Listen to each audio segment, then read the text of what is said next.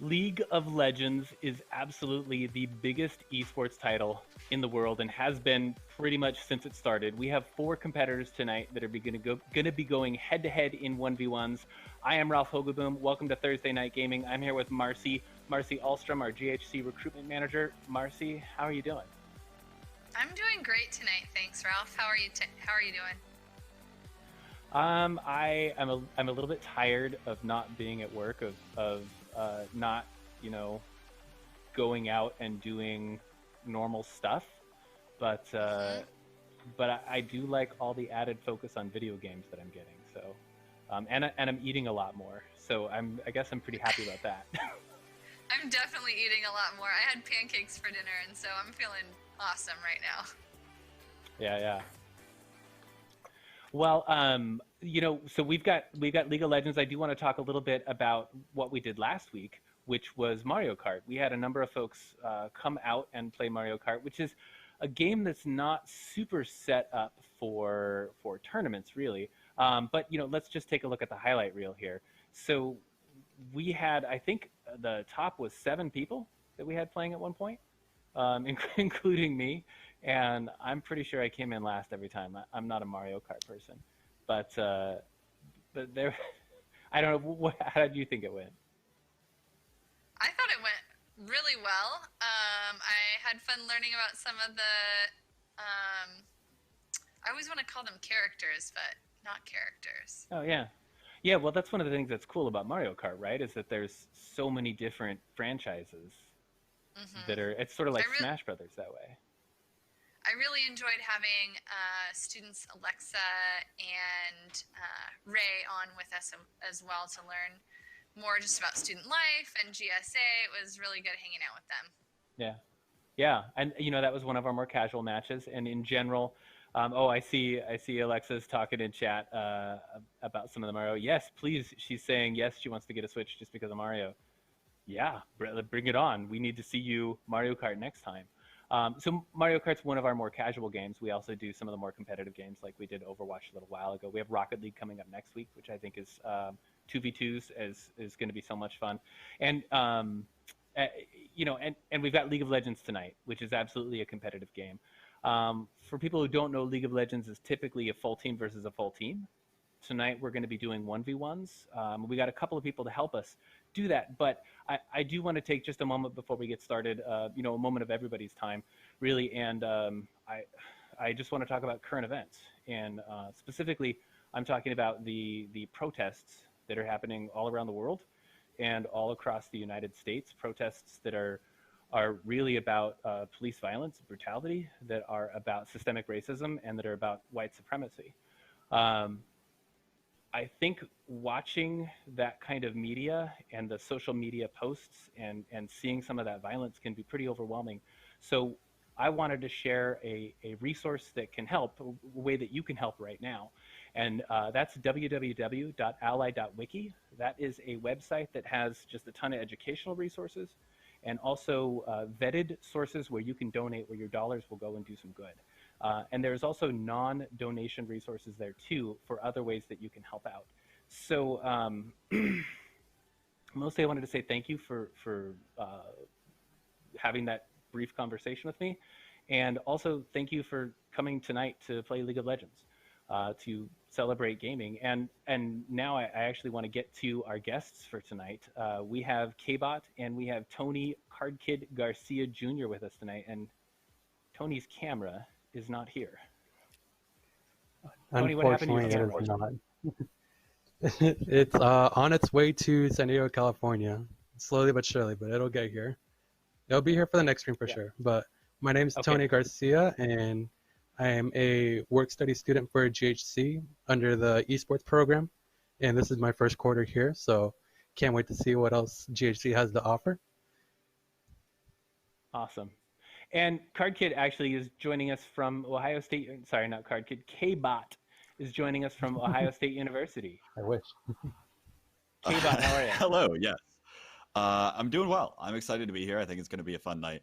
For those of you that don't know me, my name is Kenneth Christina, or K-Bot. I really use them interchangeably on a day-to-day basis. I don't even know what to call myself at some times. But As you mentioned, I am currently the president of our Buckeye Gaming Collective at The Ohio State University. It's our student organization over there that's dedicated to esports. I've been involved in gaming for quite some time now, and I'm certainly excited to share some quality gameplay with you all here tonight. And you've done a lot of streaming OHIO, for I see you in the Splatoon. chat, by the way. Well, that's the state abbreviation. So you've done a lot of Splatoon casting, though, right? Yeah, I have. I am primarily a Splatoon tournament organizer and commentator. I've been doing that for quite some time as well. So that's been a lot of fun. I personally myself am very new to League of Legends, but or relatively new. I mean, I consider myself new because I still don't think that 6 months is particularly a long period of time when you're talking about a game that's been out for 10 years. But I'll certainly do my best to provide my angle of perhaps someone with a little bit more knowledge, or more knowledge than like completely blind on some of this stuff. But hopefully I'll be able to bring some insights in for you all here tonight. Awesome. Well, cool. So Splatoon is actually one of the titles that a couple of people have talked to me about, asking if we could do a Splatoon night. And I think that that sounds pretty good to me, to be honest. I've seen some Splatoon games that get pretty crazy. So we may be circling back around to say, hey, K-Bot, could you come in and host some Splatoon? That's another one that's on a Switch. I see that Carly is in chat talking about she needs a Switch, but she has to get a car first. And I'm like, where do you have to go? You have to go to a Splatoon tournament. So you might as well just get the Switch now and worry about the car later. I mean, it's math. It's easy. So it's all about where your priorities lie. Exactly. Gaming. Priority number one is gaming. Yeah. So I can hear some of the sound in the background from my League of Legends client. It sounds like they're starting up. Let's see. It looks like they're doing picking. And I don't know about you, but I find the League of Legends client is a little bit difficult for me to work with. Let me see if I can pull it up. It's interesting, especially when you're looking at it for perhaps the first couple of times. But yeah, it's definitely something that's a little bit interesting to look at when you're not fully used to it. That's for sure. Right. Well, it's got the initial logon client, and then it's got that separate client for the actual game. Okay, so I see choose your loadout. Let me see if I can pull that up on screen now. Are we able to see that? There we go. Yes. We are. Okay. So we're waiting for the spectator delay, so 3 minutes. So, Marcy, what do you say we take a look at the bracket? Yeah, it sounds great. So we've got 4 people playing today. We've got Noah, who I believe goes as I Like Cups and Buckets, against Jaden Venha Al Brazil Elway.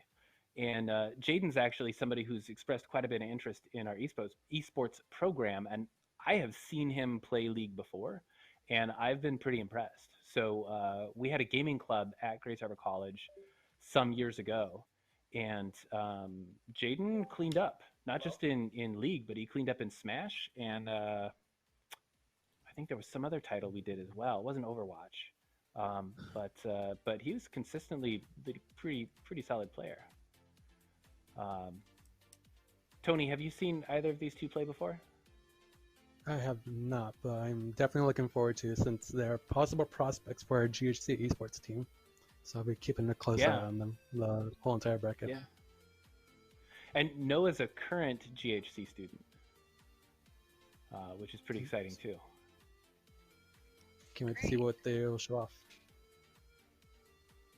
So it is Mordekaiser and Aurelia, so it definitely will be Aurelia is definitely going to be a skill-oriented champion that we're definitely going to see him show off if he's got the skills. And Mordekaiser has his own ult that actually sends another person into their own 1v1, so it'll be fun to watch a 1v1 within the 1v1. Yeah, the ultimate play is certainly going to be something else to kind of think about that might be a little weird out of context. You might be like, well, you're gonna watch the screen. You're gonna be like, I don't know why that just happened. That doesn't make sense. It doesn't really look like anything changed, except now like the background's all wavy and there's a ring around them. But like, I trust us. It makes more sense when you're actually watching a League of Legends 5v5 on a normal map. So Mordekaiser's ultimate, we'll definitely make sure we call it out when we see it. But it should be interesting to watch. And then, of course, Aurelia's focus is going to be more on the blades that she has, from being able to kind of send those out in certain ways. Eventually, her ultimate, I believe is her ultimate, basically makes kind of a cage down, where no one's going to be able to escape, kind of, or if they do escape, they'll have to take a little bit of a slow penalty. And so that can be something else that can help Aurelia get a couple more kills moving forward. And so that's another thing to look out for as we're talking about this 1v1 format. And it is worth noting that there are a couple of different win conditions for these players to actually end up winning the game. One of them is getting 2 kills on their opponent. The other one is being the first to kill or last hit 100 minions. And the third is going to be to take the first tower down. And so again, we'll kind of make sure that we're keeping track of all those different things. League of Legends is one of those games where it's not going to be exactly obvious who is winning in a lot of cases. But it should be a little bit more obvious depending on the certain goals that these two players decide to go for. Thank you for that background. Yeah, that was fabulous. I feel like I understand the game now. Well, that's my goal, right? As a caster, is to try to help you all understand the game a little bit better. Yes. No better time to learn League of Legends like the present. I mean, it's only going to keep growing, I'm pretty sure. Yeah. So you might as well get used to it now before you start. And like I said, perfect way to learn it here in a 1v1 setting where there's a lot less going on screen that you have to worry about. Because trust me, watching 5v5 League of Legends for the first time is a little bit overwhelming. Honestly, like a year and a half ago, I like despised watching League of Legends because I had no idea what was going on the map. It was just like, how do I make heads or tails of what's going on? But in a 1v1 setting, that'll be something that we shouldn't have to worry about as much here. And we'll certainly load into the game and hopefully we'll be able to see exactly what's going on here. As you can see, they're trading some good lucks across the map, wishing each other some fun times. And with Aurelia, you're gonna see her stack her passive by queuing the minions, or using her spells and then queuing the minions in order to stack it up to 5 stacks. And with that 5 stacks, you get magic damage on every auto attack. And Aurelia's starting to move into base, and Mordekaiser's already in the middle. So let's see if he can go for a cheese strat and or as she goes into the middle bush. Or she's going to stand by her tower. So I'm not sure how people are hearing the audio level. So if the game volume is a little bit too loud, let me know and I can dip it back down. So chat, give me a heads up if the game needs to be turned down a bit. So the interesting thing to kind of consider here, right? One of the win conditions is what I said was basically killing minions or CSing minions. But effectively, a kill on either a minion or a champion is only done when you enforce the final attack on that minion. And so if they just randomly die to, say, another minion, because the minions are actually attacking one another, if they die to another minion, you're not going to be able to get the CS on, or that's not going to be added to your overall total. I actually don't see anywhere on screen right now where we can see that. Maybe we'll work on trying to get that up for a future time, but keep that in the back of your mind. And typically, I feel like that's probably not one of the win conditions players opt for most of the time. All right. Seeing a little bit now to engage. Mordekaiser's low. Wow. Really just going to go ahead and pick that up. Well done in terms of the ignite, and the certain combos that were used there. And that's 1 kill in the book now for I Like Cups and Buckets as we move forward here. So as I was talking about earlier, his passive, or Aurelia's whole shindig is that she needs to do that little dance of going to minion, and as she hits those minions, she stacks that passive to 5, and she engaged on him as she had 5 and had that boost of damage no matter what. And she's going to die to tower so she can go shop. Ooh, but she couldn't get the execute, so she's gonna have to go back and take that health. I think, yeah, that's going to be the kill going Mordekaiser here most likely. That was the ultimate that was just used, and actually you can't really tell what's going on in the spectator client. On the player screen it looks completely different, but it doesn't really change much fundamentally of how the game is going to be played. It's just kind of going to be something to make sure that Aurelia can't run away too far before Mordekaiser can close in. But it is worth noting that Mordekaiser can still use his ultimate and still die in that process, in that ultimate. So now both players have 1 kill in the books. The next kill is going to go ahead and win the game here.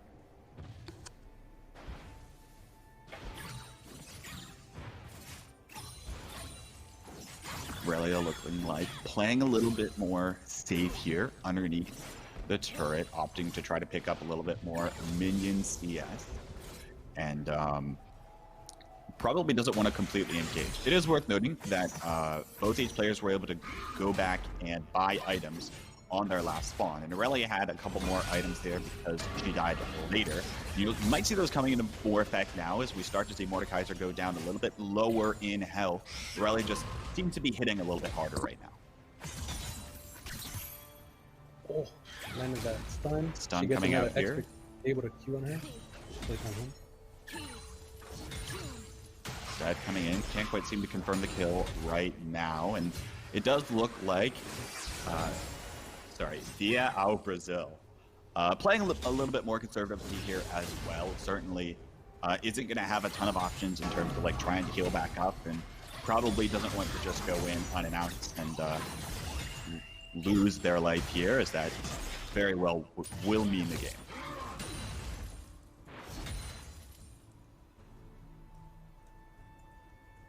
Able to clear out that wave, pushing these minions back into the middle now. So a little bit more of a neutral situation. Those minions were kind of under the tower, and that's something that actually is going to benefit the Mordekaiser here in the bottom part of the screen. Having those minions under tower where you can just farm up a little bit generally will be beneficial, but of course here it is a win condition. But it's not going to be extremely useful moving forward. Ducey opting to go back and getting the heal pad to again try to heal up before hopefully the next fight breaks in. So Lotus Fire I was watching Aurelia do before Mordekaiser went back to go get the health pack is right to the right of her is a little health pack that spawns every minute and a half, I believe, and she's trying to steal that away. So if Mordekaiser ever gets that advantage and pushes to her tower, he can take that health packet and regain his health. Very interesting strategy we're going to see later on throughout this tournament. It's definitely something to watch out for, and now the minions are starting to push again underneath the tower. So again, playing perhaps a little bit more conservatively, but Aurelia gets the stun. Now looking to dive in. There's the ultimate pop. The ultimate's both being popped now as the rest of the damage comes in. Mordekaiser can't quite seem to find the rest of that, and I don't think this is going to end in a kill either direction. The emote coming in. That was a little bit of an engage, but unfortunately didn't amount to much better.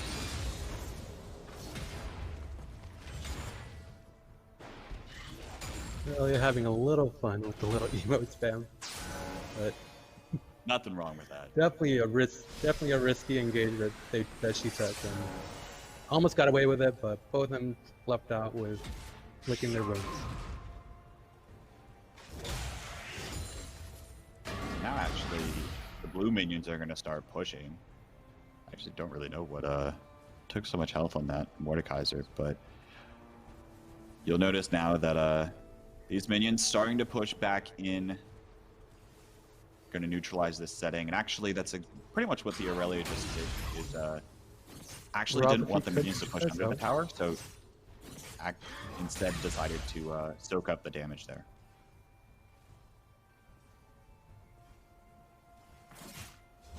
If you press O or tab, we could see the scoreboard of the CS. Ooh, so Aurelia is at 85 CS, so only 15 more to secure the W. As we look for the engage here. Close either direction, I imagine.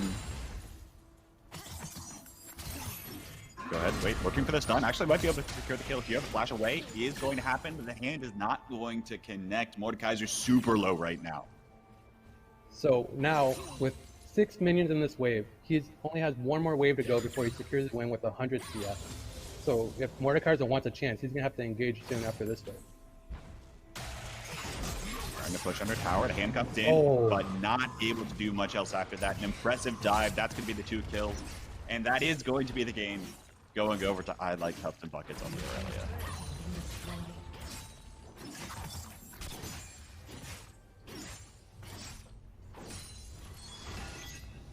So I think we're just basically, we might, we're just going to have them disconnect from the game. Yeah. Is that the cleanest way to get out of it?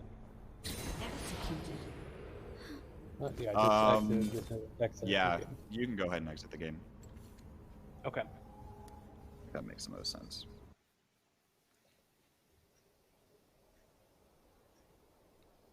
So yeah, overall, the Aurelia there just had a bunch more control, came down to being able to output a lot more damage onto that Mordekaiser, and so that was ultimately something that was beneficial moving forward for that Aurelia in order to pick up the win there. Had control of pretty much all of the possible win conditions, right? The tower was starting to get a little bit low because the minions were putting out damage. Also had control of the minion wave in a lot of cases, and so was able to pick up CS when they could. And then, of course, able to output more damage as that Aurelia, and therefore able to pick up the 2 kills to secure the game. Yeah, and so with that, I Like Cups and Buckets, or Noah Winder, basically announces, hey, I came to play. Let's see what happens. So how much of that, of what we just saw, had to do with the champion pick, and how much had to do with the players' decisions? And I know League is balanced for team play. So this is, 1v1 is a really kind of lopsided approach.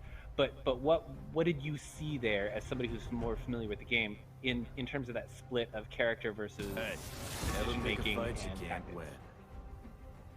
Both of them were great picks, and Aurelia is one of the most notorious champions of tower diving and going after that champion. It's very interesting to see how counter picks work here, because as he picked Mordekaiser, Aurelia is a very great counter pick because sent him to the realm, or as Mordekaiser saw, he sent him to the 1v1 realm, and Aurelia isn't fazed by it. So it's very interesting to watch. It's very fun to see how Noel took advantage of that situation, stacking minions and going after Mordekaiser after harassing him the whole entire time. Yeah. So Richard Arquette is in chat as Arquette on Twitch. He's saying the names in the bracket are different from the people, the players on the screen. Yes, Noah Winder is I Like Cups and Buckets, and Venho El Brazil is Jaden. I think, so Richard is actually doing our our bracket updating. So waiting on him for an update. So, I actually locked in the bracket on our bracket software before I knew their in-game name. So I'm going to rely on you to do a little bit of connecting tissue there for those players, Richard. And thank you, by the way, for being our bracket man. Let's see what's chat. Okay, so some people are asking who won. Who won? The Aurelia in the top part of the screen. Yeah. Which is I Like Cups and Buckets, which is Noah Winder. Yeah. And it was pretty close, except it was the points, right? The points was the thing that made the difference. So there are a couple of different things. There's 3 different win conditions. You only need one of those win conditions. One of them was the points that you're thinking of, which were those minion kills at the bottom of the screen when you flashed that little thing up. It was those yellow numbers that showed, Aurelia was at 95. I think Mordekaiser was at like 68 or so, somewhere around that number or that ballpark. Right. If one of those numbers reached 100, they would have won, and that's done by last hitting the minions. The other condition, which is actually the condition that Noah won on, was getting 2 kills on your opponent. So that was actually the one that was locked in and secured after that tower dive. And then the final one is getting enough damage on the tower to completely destroy the tower, which was also done just after the 2 kills was already reached. So there's a couple of different ways to win here moving forward. And I think hopefully it'll start to make a little bit more sense as we continue watching more. And that's exactly what we hope to do as we continue moving forward into this night. Yeah. So our next match, Tony, is I don't believe our bracket is updated yet, but our next match is between Follow the Sun and the Vision X. Is that right? Yes, it is. And Okay. we're waiting for a spectator mode the 3-minute spectator mode to kick in. Yeah, which means we've got about 2 minutes, and normally I like to give Marcy an opportunity. She is one of the most connected people on campus with some of the things that are happening right now, and it can be hard to find that stuff out because things are pretty disconnected in this age of coronavirus and quarantine. So, Marcy, what can you tell us? Yeah, well, thanks so much for the opportunity. I love being a part of esports and getting to share, not only learn from everyone, but get to share what's going on at Grace Harbor College. So if you weren't aware, we are currently starting to register students for the 2020-2021 academic year. So registration is open. If you're not sure how to get started at Grace Harbor College, just go to our main webpage, ghc.edu, and right at the very top of the screen, there's a big red button that says Get Virtual Assistance. That's a great way to go and jump in one of our Zoom lobbies and talk with a staff person about how to get started at the college. You can always send us an email at enrollment@ghc.edu as well. So we got a few events that are coming up in the near future. Thursday night gaming is always a lot of fun. I think next week we got Rocket League.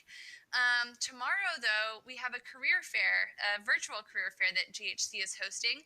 It's from 9 a.m. to 2 p.m. So go to the college's Facebook page for more info about how to join that and get involved. It's going to be a lot of fun. We have some local employers that'll be there. And then next week on June 10th, we have a financial aid workshop.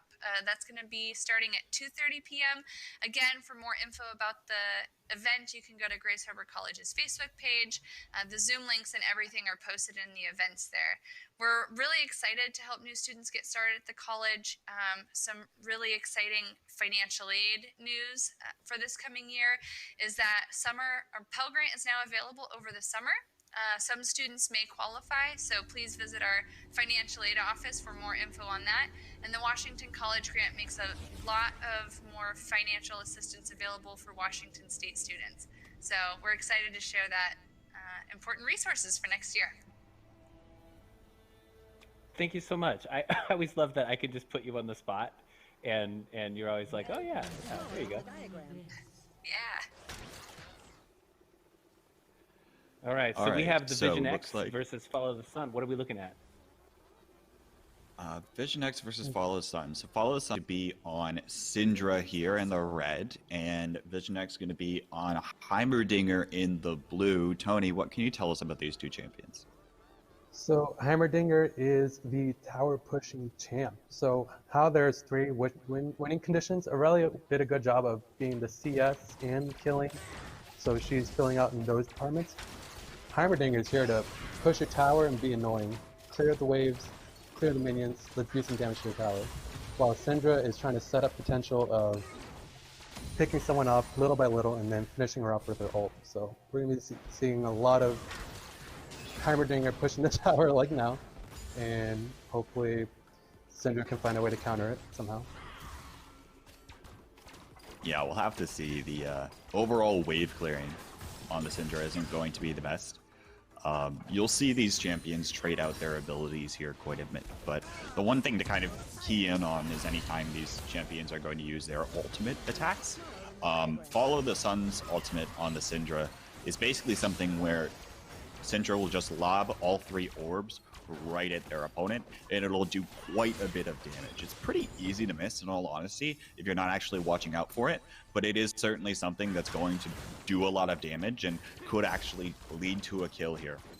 It is also worth noting, though, that neither one of these champions are going to have their ultimate until they reach level 6, and it is also worth noting that their spells, all of their spells are on cooldowns. So typically, anytime you see, like, say, Follow the Sun lobbing another minion towards a wave of other minions. That's a spell that's used and is going to be on a cooldown. That little attack there, just kind of shoving away a bunch of snow, is also another spell that's going to be used on cooldown and also costs mana to use. But looks like actually Syndra's doing a good job of this chunk damage on the Heimerdinger. Absolutely. Okay, so I have a question. Go ahead, Scott. Sorry, Tony. Oh, so as somebody who's new to the game, I'm wondering, Tony, can you explain to me the role of the minions?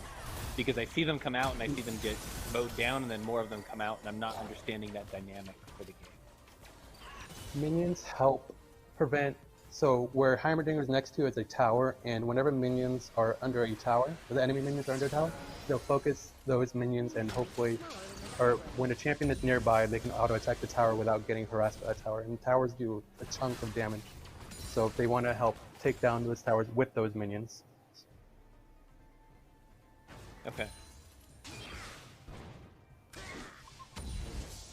So there's like a certain number of minions that they get periodically that... So around every, I would say 10 seconds, minion wave is sent to each lane, or to lane. Okay. And it varies from 6 minions to 7 minions, and the 7 minions has a cannon like that red one right there. And that one has more HP. And so that's what you're trying to do with the minions, just push towers. It's the main use of them.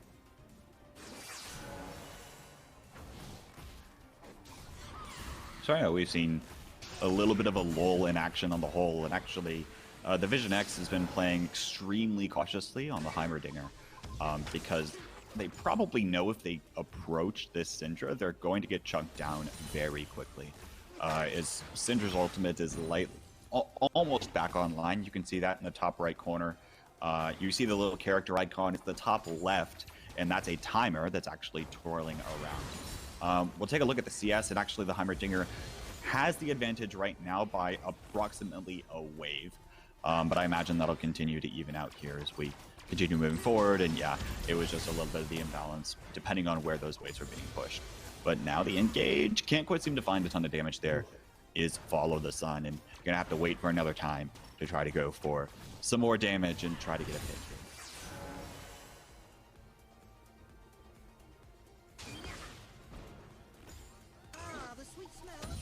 Earlier we saw the Syndra try to do a all-in, and thankfully for the Heimerdinger, he had a heal and immediately walked away with around 50% HP. So, and there's an engage. Ooh, with a sliver of HP again. Oh my goodness. Yeah, that looks pretty cool. And you can see him pinging stuff. So that, yeah, that was the ultimate that the Syndra used to get the Vision X that low, and now like pretty much just gonna be utterly useless because he knows if he goes forward, Heimerdinger's probably gonna die here. He's gonna try to do a little bit of chunk damage and try to go for this healing pad. Actually heals up a little bit with the heal summoner spell and uses the exhaust, trying to make sure that Syndra doesn't move around. Actually very well played and a well utilized handful of summoner spells right in batch in succession. The summoner spells are something that you basically are able to equip 2 of. No matter what champion you are, any champion has access to them, but you only can bring 2 into the game. You can see them on the character portraits on either side. Both of these champions opted for heal, where the Syndra opted for flash, and the Heimerdinger opted for exhaust. The flash is basically like an instantaneous teleport away, or towards, depending on how you want to use it. And then the exhaust will basically kind of lock your opponent in place for a little while longer. And with the exhaust, it is on them for 2.5 seconds, I believe, and they're slowed and do less damage onto the enemy. So he would want to use that before Syndra sets up an ultimate, so he takes less damage whenever an all-in engage like that happens. So if we could take a look at the scoreboard real quick, I think actually most likely, okay, we're at about the halfway point here, and that is going to be the halfway point on kills, just the same as First Blood goes over to follow the sun on the Syndra. Well done overall. again, finally finding that kill after such a long amount of time, able to finally get that. And so, yeah, that's the first kill in the book here, and that'll send the Heimerdinger back to base. But it is worth noting that the Vision X is going to have the opportunity to buy a couple of items here. Okay, so while the Vision X is getting back into it, what are those cute little panda things that I keep seeing? Those poros, the little white flip balls. Those little guys. Yeah. Yeah. Those things are so They're adorable. poros. They are probably the most adorable thing in the League of Legends universe. And actually, on the Howling Abyss, you can feed them little biscuits, and they'll actually grow bigger if you continue feeding the same one, like a lot of biscuits. So, like, if you have your entire team feed a specific one, they can actually grow and eventually burst. They don't really do much else. They're just kind of there. I don't need them to do much else. I see them and I want to give them a biscuit. That's true. Give them their little that is poro very snacks. true.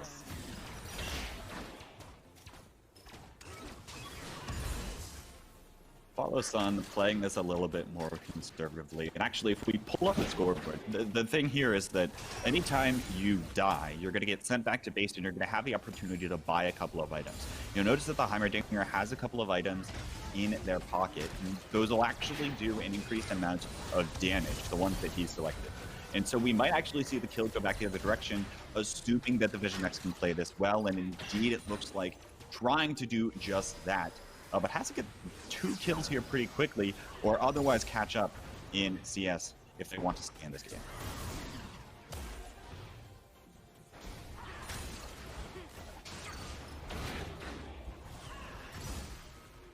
Trying to find some more, at least turret damage here. Trying to get to one of those. It is worth noting the turret is almost at half, but again, given the progression so far, Follow the Sun is likely here in the lead, wouldn't you say, Tony? The contrast here that I'm seeing is that there's definitely an item discrepancy that we're seeing. Heimerdinger is having such an easy time clearing waves, while Sun is still trying to manage with the waves with that one lost chapter that she picked up early. So with the Ludens, that passive Ludens, or with the Ludens passive, is a little purple bomb after each spell, and it's helping them clear those waves way faster than usual. But if she gets low and dies here, you could if she dies here, Heimerdinger can easily push that turret and end this 1v1 in his favor. Yeah, so almost here, if Follow Sun dies, and actually was just able to get that, the turret is going to go down here pretty quickly. I imagine it's probably going to end the game. Well from played. Behind. My goodness. From behind. Wow. All it took was one pick, and of course, having that extra win condition on the turret, opting for a little bit more of that damage, and overall playing conservatively. Again, kind of stalling the game out for even longer to make sure that they got the most amount of mileage possible out of their items that they had compared to the Syndra's no items. Very crazy to watch. If you want to exit out of there, so. X out of The game. Yeah, so we can exit out of this one. This one's now over. Yeah, that was it. That was the game. That was the one win So, again.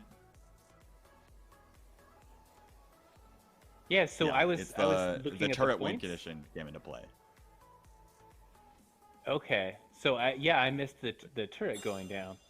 I was focused on that CS, and then I was focused on the health meters of, I was actually expecting a second kill. I was expecting Follow the Sun to go down. I didn't see the turret was falling apart. Wow. Okay. Let's see if our bracket. The weird thing about that is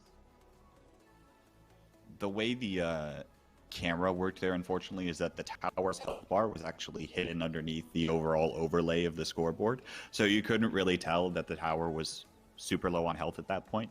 But of course, we having previous knowledge, you probably know that the Heimerdinger is going to be able to shred through that turret. It's going to be able to get through probably about half of the health, at least by the time that the Cinder is going to get back in to try to challenge and contest that. And so that was exactly what ended up happening. Wow. Okay. So, so good game to the Vision X. Well played. Absolutely. Played that's very well smart. played indeed. What do you think? Does it make sense yet? Are you asking me? Yeah, either one of you two. I just assumed you were talking Either to me. one of you two that's new. Both of you. I'm picking up a little bit more. I'm still a little confused about the tower itself and where its health lives.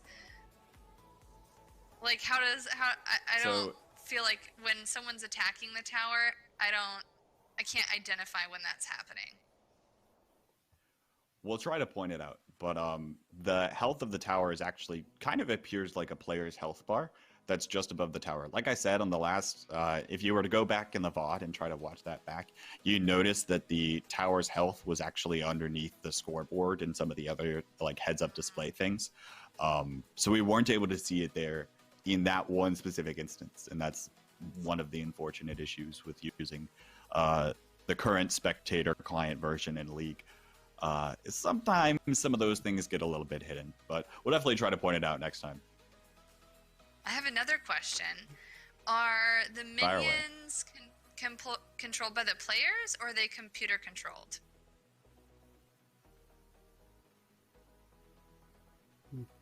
You're Tony, computer you controlled all the way. This question. Sorry.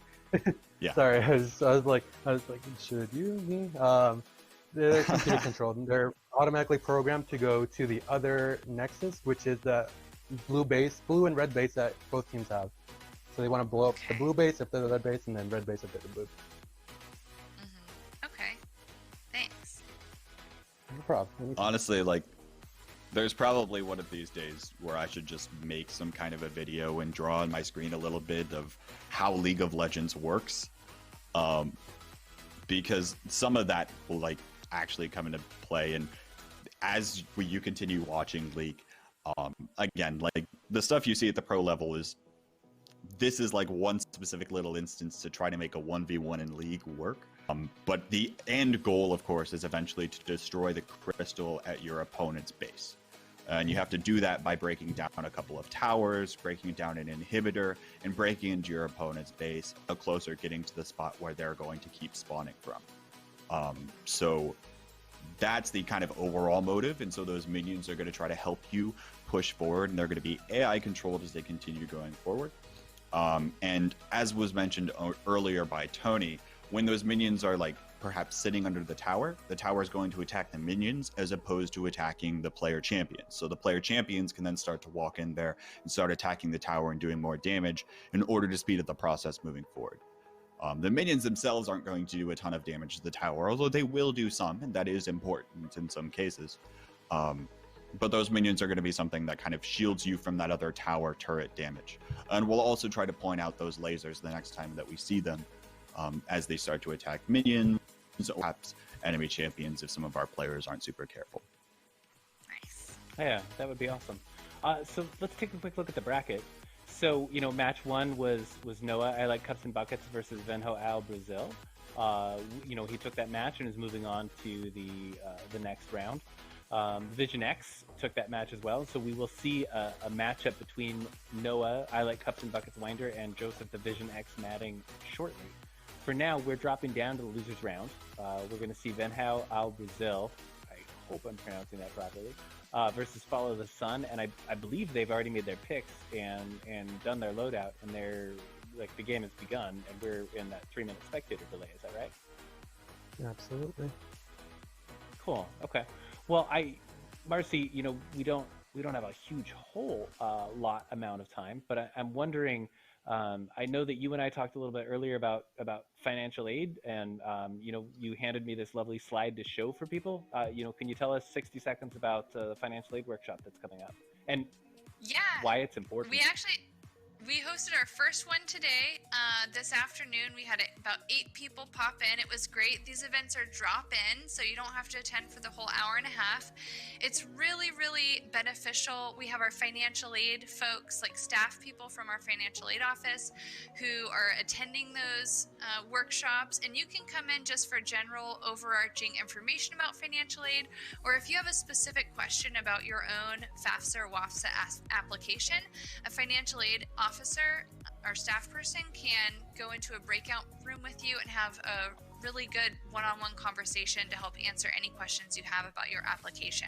So whether you're looking for big picture info, you know, what's available to me next year, or you have a really specific question about your own application, we have the experts ready and available to help. So our next one is on June 10th. Again, you can find out that info on our Facebook page, including the Zoom link. We also have another one scheduled on June 16th. Again, Grace Harbor College Facebook page. You can find out all about the event there. Awesome. Thank you. I do love that I can just put you on the spot for that kind of stuff. We've got about 30 seconds before the spectator delay is up, and we get to jump into our next match. Tony, what do you think we're going to see between these two? We've seen both of them on the field before, but not against each other.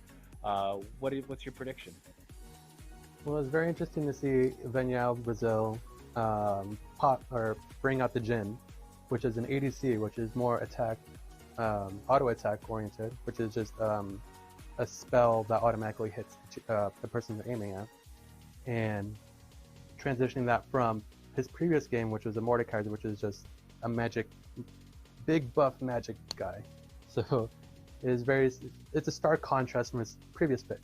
While all of a sudden it's still on her mage, and she is looking to hopefully pop JUN as fast as he can, or fast as she can, because ADC or marksmen aren't usually the most bulky characters in the game, like the Mordekaiser that you played earlier. So it's gonna be very interesting to see who dies first with these squishy people, or squishy that we call it in the game, because they have low HP.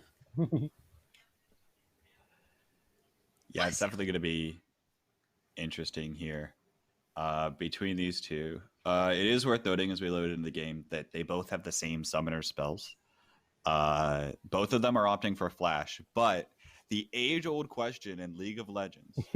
So Flash is a summoner spell that basically allows you to teleport from one spot to another within a relatively small radius, but it can be used in a variety of different ways, from getting you out of combinations to starting an initiation with another, or with like an enemy player, or even just trying to disengage by teleporting directly over top of a wall.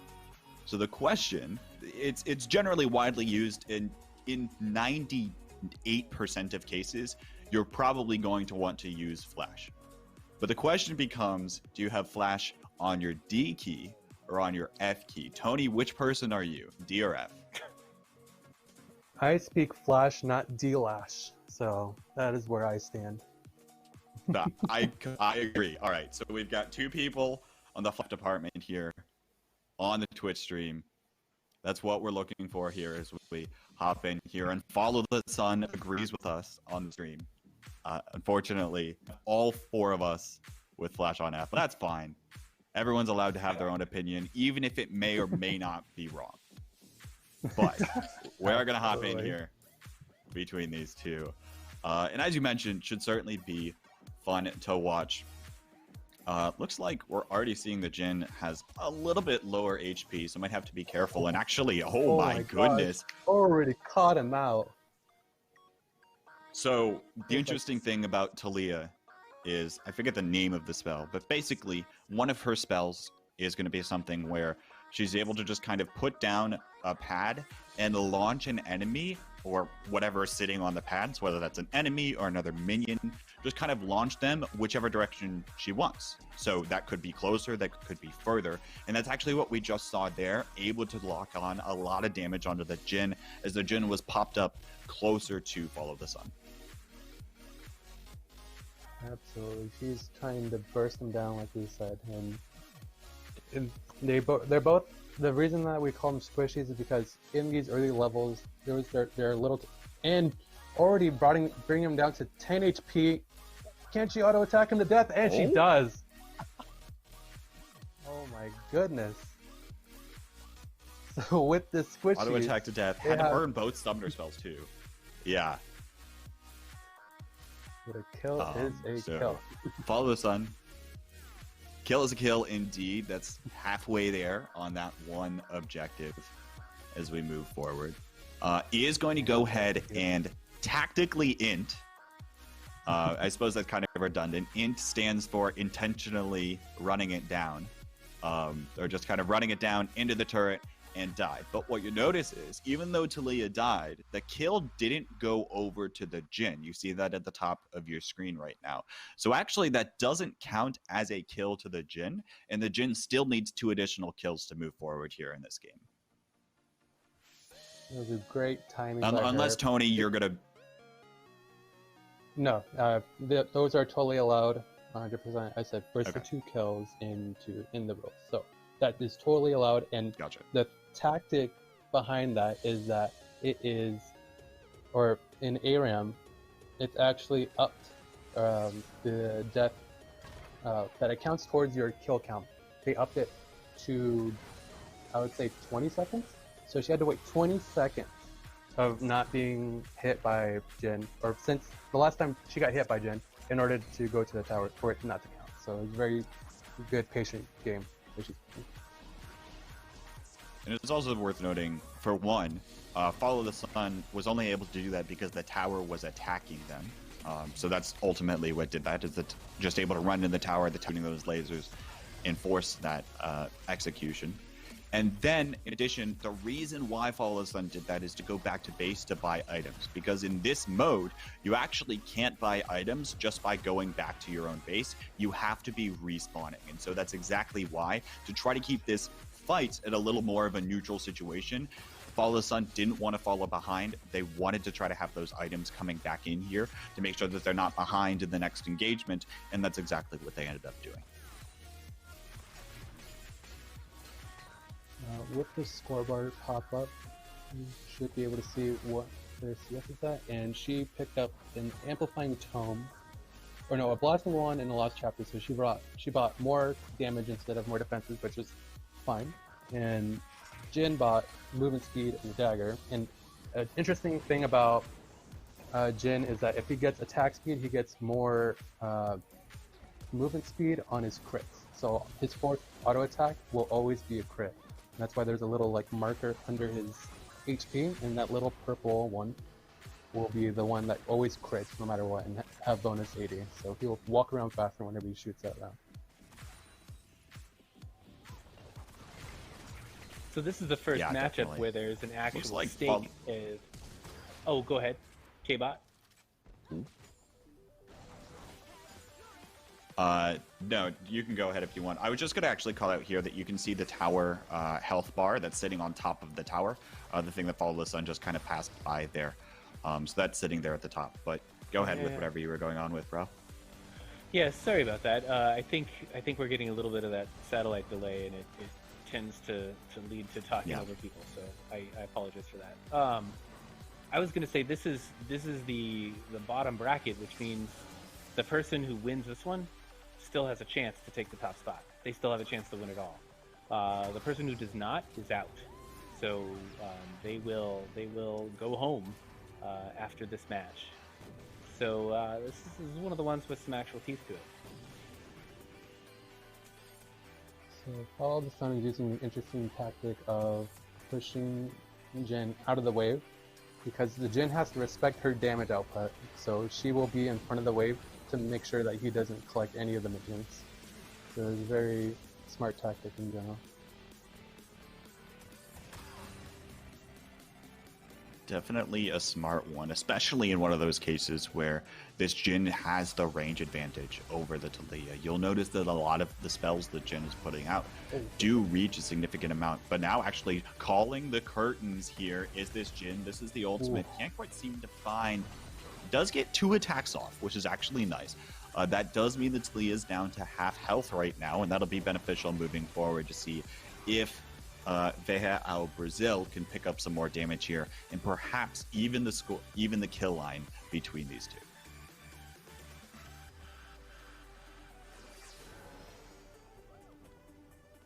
And with the ultimate that Jin just used, he did land the last bullet, and that is the bullet that counts, because that, just like his passive, the fourth bullet will always crit and do extra damage. So the thing about Jin is he loves the number 4, lore-wise, and he loves 4, so his fourth bullet in his ultimate and his passive will always do more damage.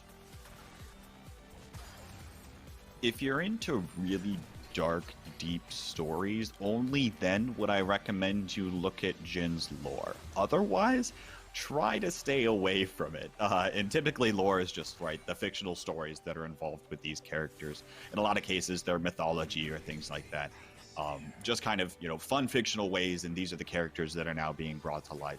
Jin loves the number 4 and is almost a little too obsessed with it, and a little too obsessed with making pieces of art out of his victims. We'll just leave it at that for now. Don't go looking it up if you'd like to sleep tonight.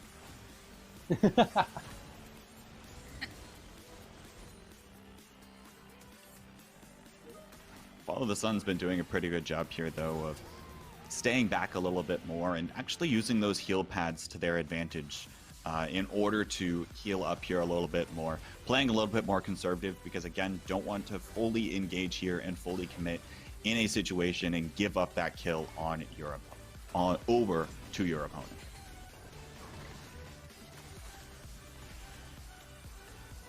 Well, chapter. Oh, Now, he does have his ult. Oh. Landed the first shot. has the ultimate, lands one shot, misses the second. The dodge is going back and forth, but lands the last. And that is going to be well played to Vena U Brazil. Thank you for whoever that was correcting in Twitch chat. But now Jin's going to go ahead and just start moving right on up to this tower. Start to try to clear out some of these mini waves. I think it's going to get this super low, but it's not going to be able to get it on this push. Oh, he clears the wave. You can actually end the game right now. Clears that tower health. Yeah, looking to end the game. Done. Wow. Is that That's it? going to be it. Yep, that is done. That's it. It's over. And that was Venha U Brazil who won. Is that correct? Yes. Yes. Yes. Okay.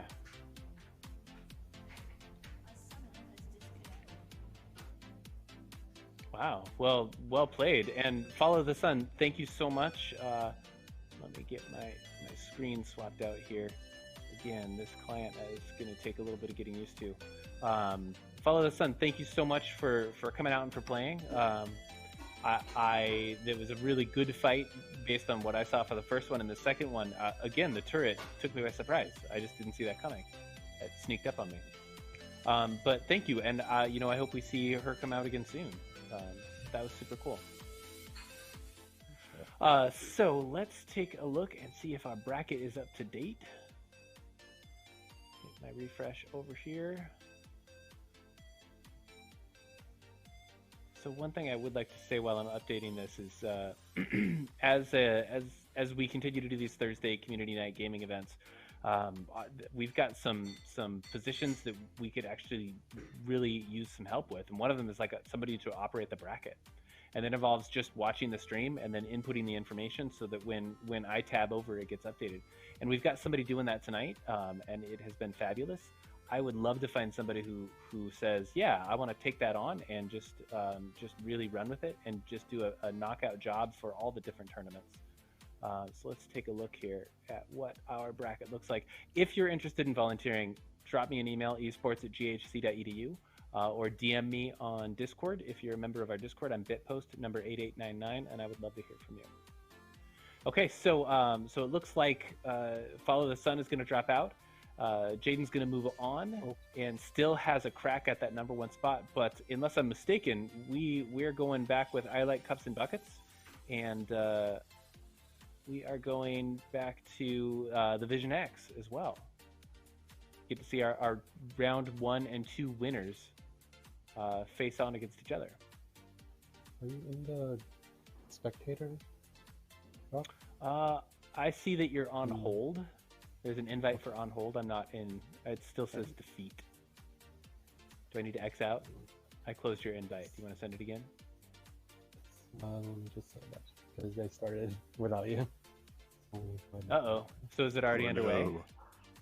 Yeah, Did don't worry. I miss my opportunity? No, it's fine. I told him to leave. You were too quick and I'm too slow. Oh, don't worry. It's fine. I didn't send the fire. Start it. Don't worry. Very quick fix.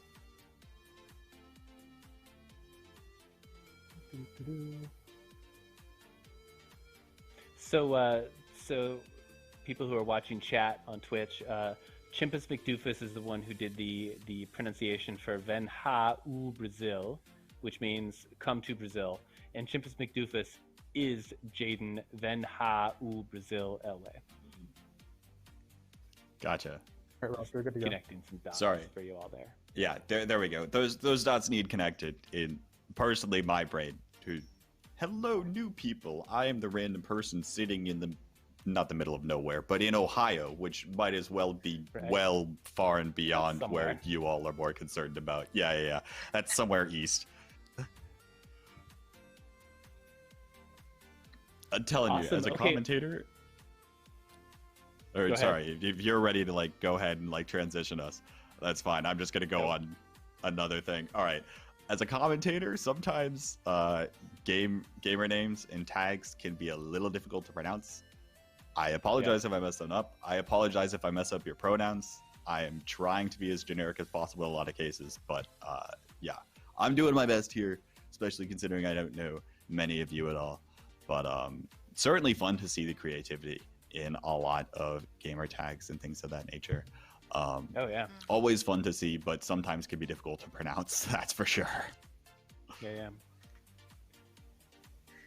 Ralph, the pronouns has been. Go ahead. There's that delay again. No, Marcy, please.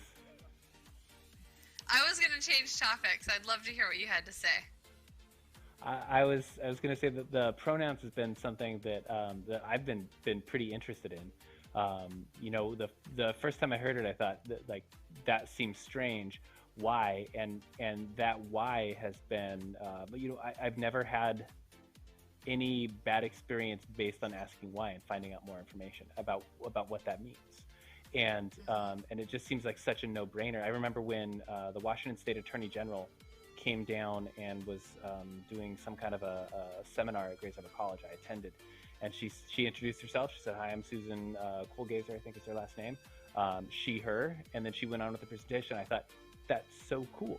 Like it just flows. And to see that happening in gaming spaces too, which have an earned reputation in some cases of being toxic, of being sexist, of being racist or misogynistic.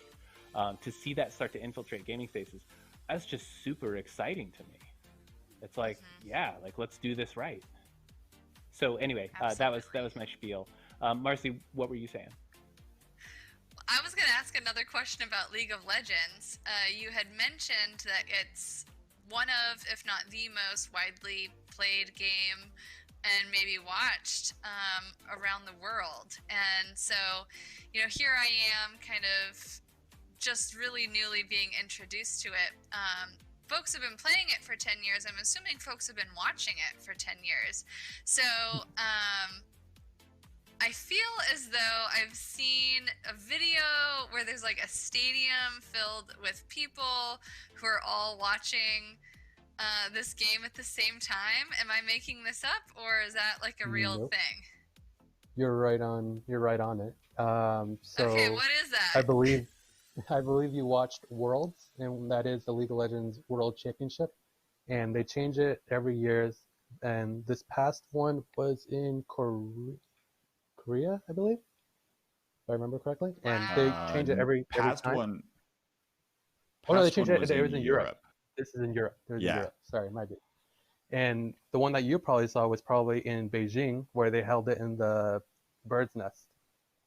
So, and they packed that stadium that was there for the Olympics, or made for the Olympics, and still filled it up for League of Legends. So it's very interesting to see how it exploded like this.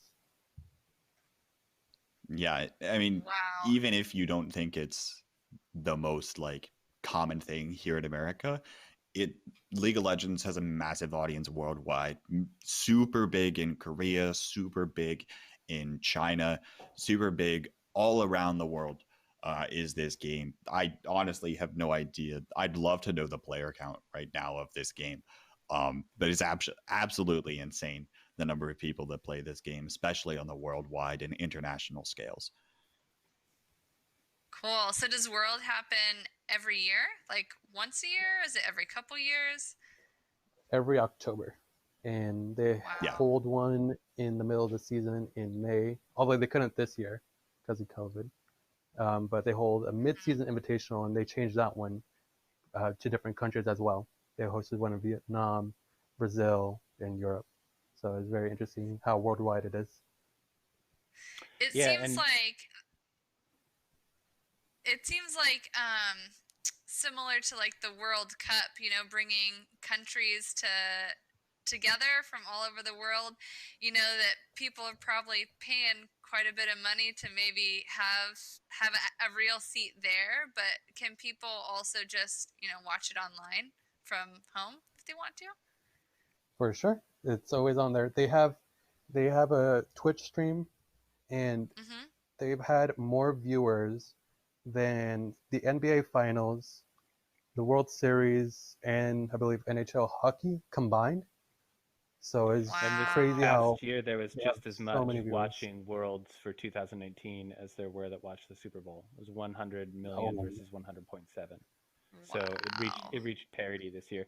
One thing that is interesting about that is even though esports is something that doesn't require physical presence to initiate the game and to have that match, that geographical region does matter. And so you're seeing some of these major worldwide events because of the latency between something like, over in Europe or in Africa versus South America and North America, that they are not able to play world championships. They do regionals instead because that network latency is such a factor that it turns out it does matter where you are located physically in terms of playing the game. Okay, so it looks like spectating mode. I am behind the wheel. I need to get our spectate updated. So what are we seeing, guys? Who's up? I believe it is MF or Misfortune and Akali, and it is a assassin versus marksman matchup, which goes in the favor of assassins most of the time. And for that reason, it's because they can 100 HP to 0 HP somebody like that. That's the whole role of an assassin. And a marksman generally is just, especially Misfortune, is more of a spell caster marksman. She throws out specific spells and hopes to deal more damage that way and chip her down until that last auto attack. So this is Noah Winder versus the Vision X versus Joseph Matting in our upper bracket. Go ahead, K-Bot. Yeah, so the other thing I just wanted to mention was the Akali also decided to bring in Ignite, which is the summoner spell that is going to do a little bit of damage over time. That's going to make those sorts of 100 to 0 combos perhaps even more likely to happen as we continue moving forward. Misfortune also decided here to take Exhaust and Heal. Heal is something that is almost certainly a must-have on a squishy character. Misfortune actually plays a similar role to JUN when you're talking in a 5v5 matchup. So that'll be something else to watch out for. But now you're starting to see here where this Akali can just start running down and do so much damage on the Misfortune, especially early in this game here, Tony. So what Akali's doing here is using her Shroud, which is the black smoke that she created, and within that black smoke she goes invisible and can't be auto-attacked, or can't be seen in general from Misfortune. So she's using that to maneuver her or Misfortune's auto-attacks. It's very interesting to see how aggressive she's playing against, or she knows that she can play aggressive against this marksman who can't really do much without the vision and of auto-attack to get that for sure attack off. Right, and so that's also going to be something that this Akali can use the advantage. And there's a nice spell coming in. Actually just going to look for the kill here. Turret dive, and that's going to be the kill. That is going to be actually a trade. Well played by the Vision X, and there is a lot to unpack in that last fight. The bottom line moral of the story is basically both of these champions are now 1 kill away, And if a similar trade position happens, it's going to be whoever gets the kill first is going to win. For sure. That is exactly what the Akali wants. So she did edge that closer, but she did endanger herself by also bringing herself closer to that loss. Or to that loss. That was intense. And yeah. And she was on her way to make it out, to escape that tower dive and just walk away scot-free. But that exhaust that Miss Fortune had earlier, that we talked about, that slows her for 2.5 seconds and does reduce damage. Miss Fortune got that off just in time for the execute damage to come in. So she did less damage, and she can escape from the tower damage, which ended up killing her in the end. Venhao in chat mentions, don't forget Ignite applies grievous wounds so she can't heal while under it. Mm-hmm. Another factor. So grievous wounds is a debuff which allows you to heal less by 35%, I believe. So the heal that Miss Fortune has that she used, I like Cups and Buckets applied that when she tower dove, or when she went under the tower, and applied it so that heal wasn't as effective as Vision X hoped for. And Akali's going in for the all in. And Looking for the dive, that's probably going to be the kill. Yep, that is it. That's one of those things that Akali does best right there. Marksmen are just snacks to her. Yeah, so the one thing that I think is like game? Part two. That's game. Yep, that's game. That's 2 kills. I like Cups and Buckets is going to move on to our grand finals. Okay. Well played, the Vision X, and it looks like the Vision X will be playing against Venhao Brazil in the lower bracket.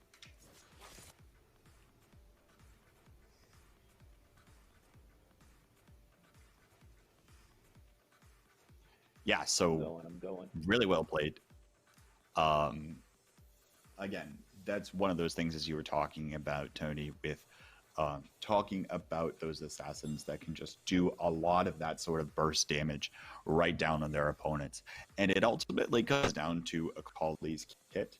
The one attack particularly of use is using Akali's shuriken, which basically Akali will throw out a shuriken and kind of bump back a little bit. And whatever attack it lands on, Akali can actually jump down to whatever that attack is, given it's within a certain period of time. So I don't know exactly what the time period is on that, but it's a couple of seconds. It's not necessarily, it doesn't go away instantaneously, but you'll definitely want to capitalize on it when you have it and when you're in that position. So that's why in some cases you just saw the Akali fly across the map, as you know, they were able to recast that and hone back, pop on that Misfortune, and able to secure a lot of those kills with the rest of her kit. Absolutely. Couldn't say that better myself. Okay, I'm going to refresh the bracket, and let's take a look at where that is at. The characters in this game are called champions, is that right? Yes. Yes. Okay. Yeah, there are nearly 150 champions, I believe. So just a few. Yeah, over 150 champions. Just a handful. So to be able to say like what the strengths are for each one, and you know, to know your opponent would have to have like quite a bit of either study or game time to really have a good understanding of what you're up against in each. You are so correct about that. Wow. It took me about a year and a half to learn this game inside and out. And even then, there's champs released almost every 2 months, and you got to learn what they do and how they do against you. It's a never-ending cycle of just learning the game. Yeah, people have devoted their entire lives to learning League of Legends. And that's why I'm sitting here going, yeah, I'm a college student. I've played this game for about 6 months. And even then, this isn't the only game I've been playing in the past 6 months. So what do I know about this game? But there's definitely so much depth overall here in this game specifically. And that's one of the most interesting things about it, I think. Yeah, I would agree. I was talking with somebody earlier this week about the difference between esports versus gaming. And I think depth is the word you just used, and that's the operative word, really. You know, I can play Skyrim, or I can play The Witcher 3, with fantastic games. And there's certainly a lot of depth in them. But when you're talking about a skill ceiling where people have played this game for 10, 13 years, or I guess 11 years, this league came out in 2009. The game continues to change, and the meta, the most effective tactics available, is the term used for the gaming, the culture of strategy that evolves around it continues to increase. I mean, there isn't an end to it. It's everyone, the player base, consistently getting better, and that competitive drive is really fascinating to watch. Wow. Sure. Yeah, and I could talk about that for like a million years. So I will. I'm going to take just a couple minutes and talk about that. Yeah, you got 3 minutes. Thanks. I'll use it. Great Cyber College is launching a varsity esports program starting this fall. We've got 4 titles: League of Legends, what we're seeing tonight, or at least the full version of what we're seeing tonight. The full team versus team is one of those titles, but we're also launching Overwatch, Rocket League, and Super Smash Bros. Ultimate. And we're looking for about 25 students to represent the college in a handful of leagues. The Collegiate Star League, NACE, TESPA, NJCAAE is a really great nationwide league of community colleges. And our rivals, Centralia, their Smash team took home the national championship last fall.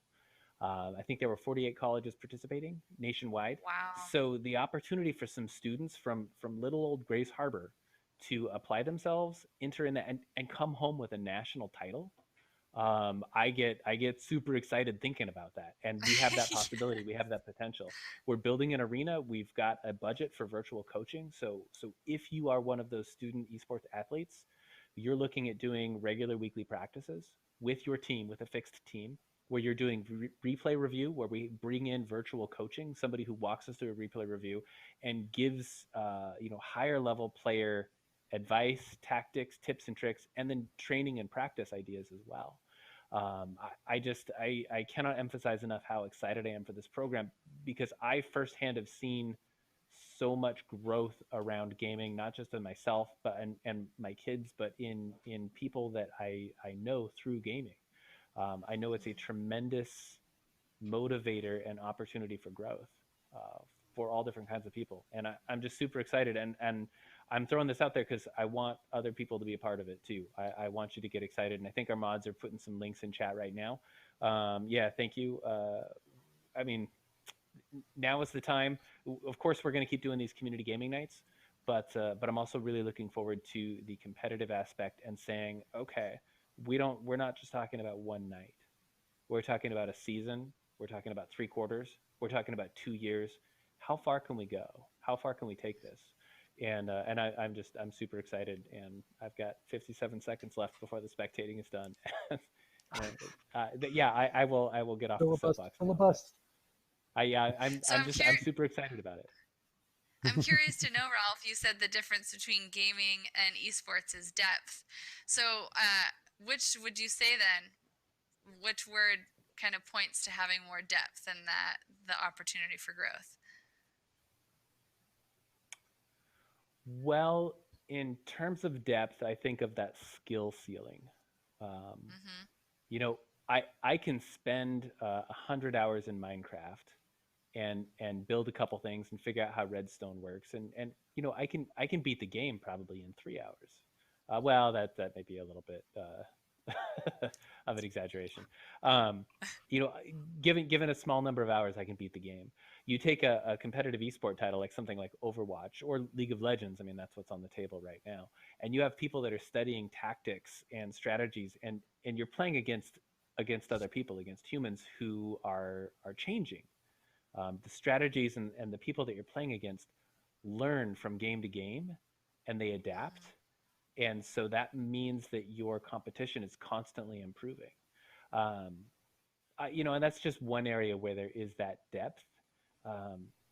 Esports, or people that tend to get involved in esports, also tend to get involved in things like casting. I mean, K-Bot and CardKid are here tonight, in part because they have this passion for the game, and that passion translates to why something happens and how something came to be in the game, and helping other people share that love for the game. you find, I mean, it's like a gateway drug for doing graphic design as well, right? Like people start doing the streams, and they make the posters and the flyers, and they start doing event organization and tournaments. And you know, K-Bot is president of the OSU Buckeyes Gaming Club, so he is now doing leadership stuff because of video games. Right. There's just so much growth in those areas. That's what I'm talking about when I'm saying that depth. I love it. Yeah, there's certainly so many different things you can talk about in esports on the whole, not only talking about the things that are going on in game, but certainly the things that you have to build up around those games, whether they're events, whether they're broadcasts, the people behind the scenes running the productions, you know, so even people taking over your shoes here, Ralph, certainly all different kinds of people to consider. But right now, I think we are going to turn it back here, focusing back towards the League of Legends action that we have going on. And as a matter of fact, so we are in the losers finals. The winner of this is going to go on to face Noah, I believe it was, in Grands right now. And so that'll certainly be a fun one to watch. And it's going to be kind of a tricky little matchup here between this Vigar and Quinn. Now, Tony, personally, I actually haven't seen a bunch of Quinn gameplay myself. Pretty familiar with Vigar being a kind of tricky character to go up against. But what can you tell me about this matchup? So Vigar is definitely going to have a lot of benefit, or a lot of things going his way, especially since his kit revolves around CS. And as you see, Quinn is trying to get some close range auto attacks off, but he wants her to be that close, because as soon as she gets close, he can set up a cage, and in the some nickname it the baby cage, because you get trapped in there and can't do anything. And if you touch the edges, you get stunned, depending on the level up. And Quinn is trying to go in for that last, and the exhaust really helps her out here. Oh, and got the crit off. Ooh. So Quinn's kit is very different. It is slightly outdated, but obviously using it to Venau's favor, which is bumping into Veigar and bouncing off of him, and those little red markers on minions that you can see on Quinn whenever she auto attacks his minions is a damage amplifier. And what that damage amplifier does is just obviously does more damage, and she could proc that with her spells, or it happens passively. So she wants to get those out as often as she can, at the cost of being very close to Vigar and his cage. So you're going to see her try to maneuver the cage while giving her red marks off like that.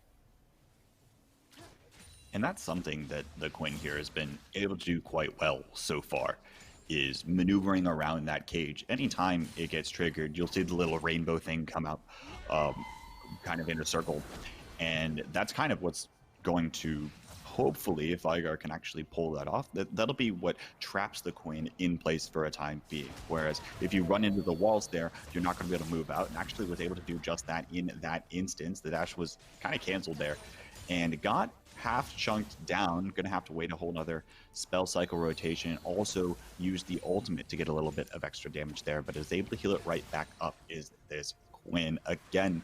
So many different things to talk about in the smallest of interactions in this game, and that goes back to, you know, the depth that we've been talking about here a little bit, and the strategy in terms of what attacks are you going to use moving forward, and what kinds of strategies are you going to employ to make sure that your enemy is kind of drowned out and can't really do much of anything.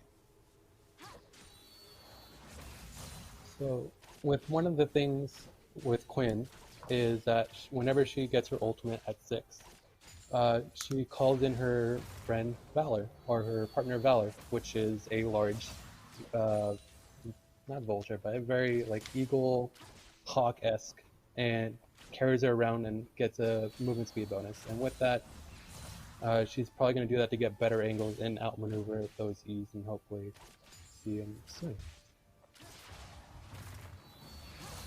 We'll have to see what happens when that does decide to get popped. But right now, Venau Brazil is just going to play this a little bit more cautiously, can play this a little bit more conservatively, because they know that if they're approached by this Vigar, they can very likely take it in a 1v1 situation here. There's nothing to really worry about too much. It is worth noting that they don't have the items perhaps at the moment, but they're certainly looking forward here to try to continue moving forward. I believe that is the ultimate that's been popped, and so is trying to dash forward there, but it's going to get trapped by the cage. Gets a little more damage. The flash comes in, looking for the rest of the damage here, but the heal coming in from Vigar. Damage going back the other direction is not quite going to be enough, and that'll be the disengage now as both of these players opting to back up a little bit, well, burning it all and not really amounting to much of anything. Yeah, it was very good to see the exhaust being placed at the last second, so she couldn't finish or do even more damage. So now Vision's back to regular amount of HP, so very smart player overall. Just small trades here and there. So, small trades. An interesting thing about Veigar is his Q, and with his Q, he shoots at minions and it hits a maximum of 2 things. And if he gets those kills on minions, or does damage to a champion, Quinn in this case, he gets those stacks, and with those stacks he gets more damage. So it's very interesting how the longer we play this game, the more of a chance that Vision's going to get a chance in this game. Obviously he can't do that much yet, but he's been stacking minions for a while, so hopefully he can get those trades like right now. And that was more damage than he did earlier, so it's very... If Quinn plays this any longer, there's that risk of just Veigar outscaling her. It's very hard in the case of a 1v1, but he went for the pick, and he's still making it work. Yeah, and something else that we should probably keep an eye on as trades continue to happen is the minion kill scoreline. Right now, that is favoring Vea ao Brazil here right now. Up about a wave. Pretty comfortably, as a matter of fact, as well. So overall, making sure that their presence is known on the map, getting a little bit of extra turret damage there, which might prove to be useful later as this game continues to progress and we see less fights going back and skirmishes back and forth. Start to see a little bit more of the engage, but the Vigar is going to be able to zone away with kind of that it's almost like a little burst damage drop sort of a thing that you keep saying. That's every time you hear that weird sound effect. That's kind of what that Vigar is doing, is just dropping a little bit of damage just right on top of you, or ideally right on top of you. Cage comes up yet again to zone away, and that's one of the things that the Vision X is doing quite well right now, is making sure that Vea ao Brazil, I keep butchering that, I apologize, but they're doing their best to make sure that they're zoned away, and they're, in that unfortunate position right now of not being able to get a whole bunch done other than that CS.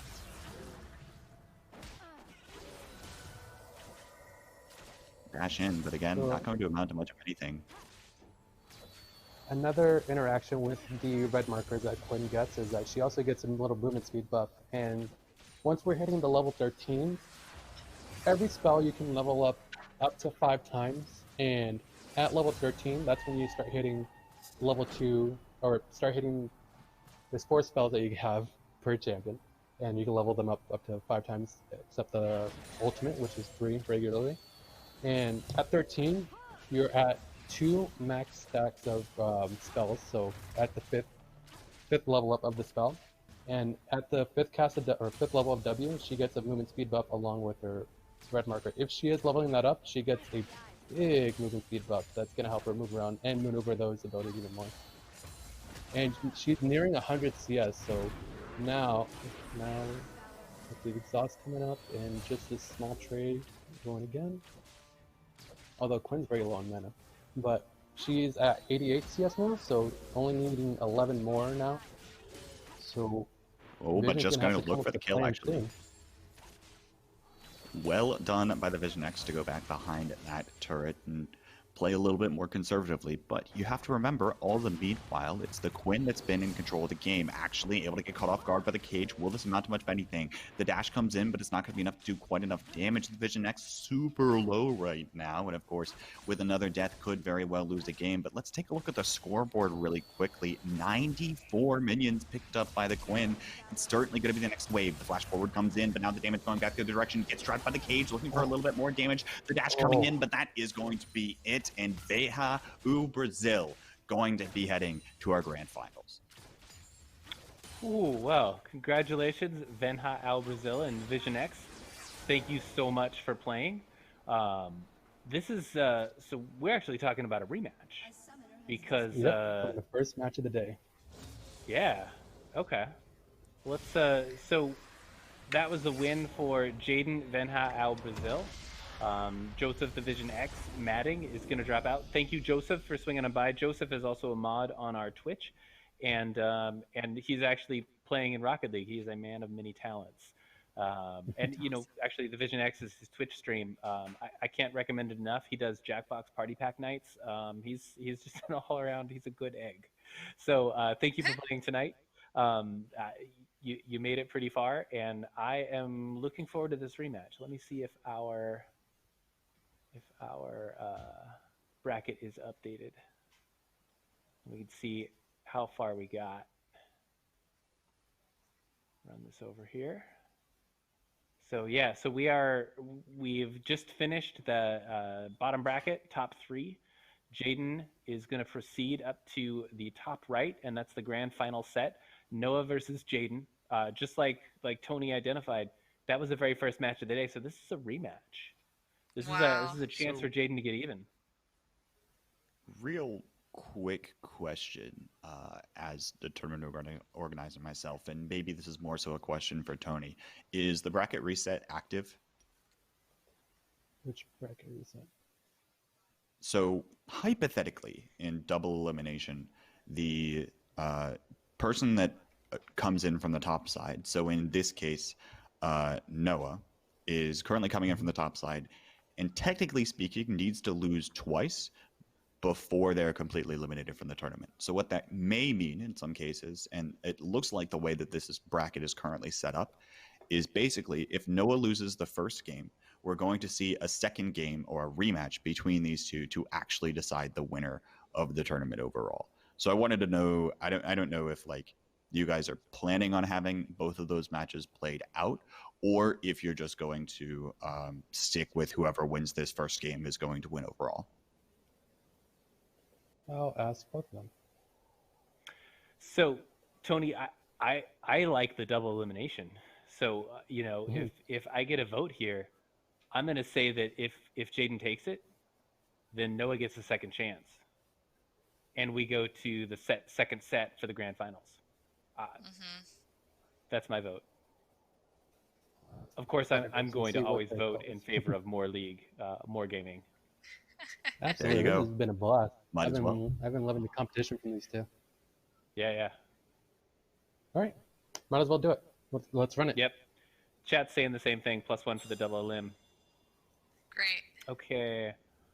I am getting my invite to spectate. Get that all set up, and then since we do have this spectate moment, Marcy, I did want to pivot back to you. I had a question about something that you had sent me earlier. It is more college propaganda, which I am always in favor of. Yeah, you had sent me this flyer for summer and fall registration being open now. Do you have a few moments to talk about that? Yeah, absolutely. So as I mentioned before, registration is now open for the 2020-2021 academic year. That means that if you want to start school in summer, or maybe you're thinking of starting off fresh in the fall, now is the time to get registered. Our registration process is pretty simple. It's 4 steps. Apply to Grace Harbor College, complete your financial aid application, whether that's the FAFSA or the WAFSA, complete your your testing, or essentially have your skills assessed. So whether that means you're taking the college placement test, you're transferring in credits from another college, maybe you're using some prior learning or taking one of our on-campus tests to figure out what classes are going to be the best fit for you to get started. And then after that, you sign up for an entry registration appointment. So the link that's listed on that flyer is a direct link to our virtual assistance page. Excuse me. Again, you can find that. Just go to ghc.edu, click on the big red button at the top of the page, and it'll take you to that web link. It's like going to that web page is just like walking into the hub or the student union on campus.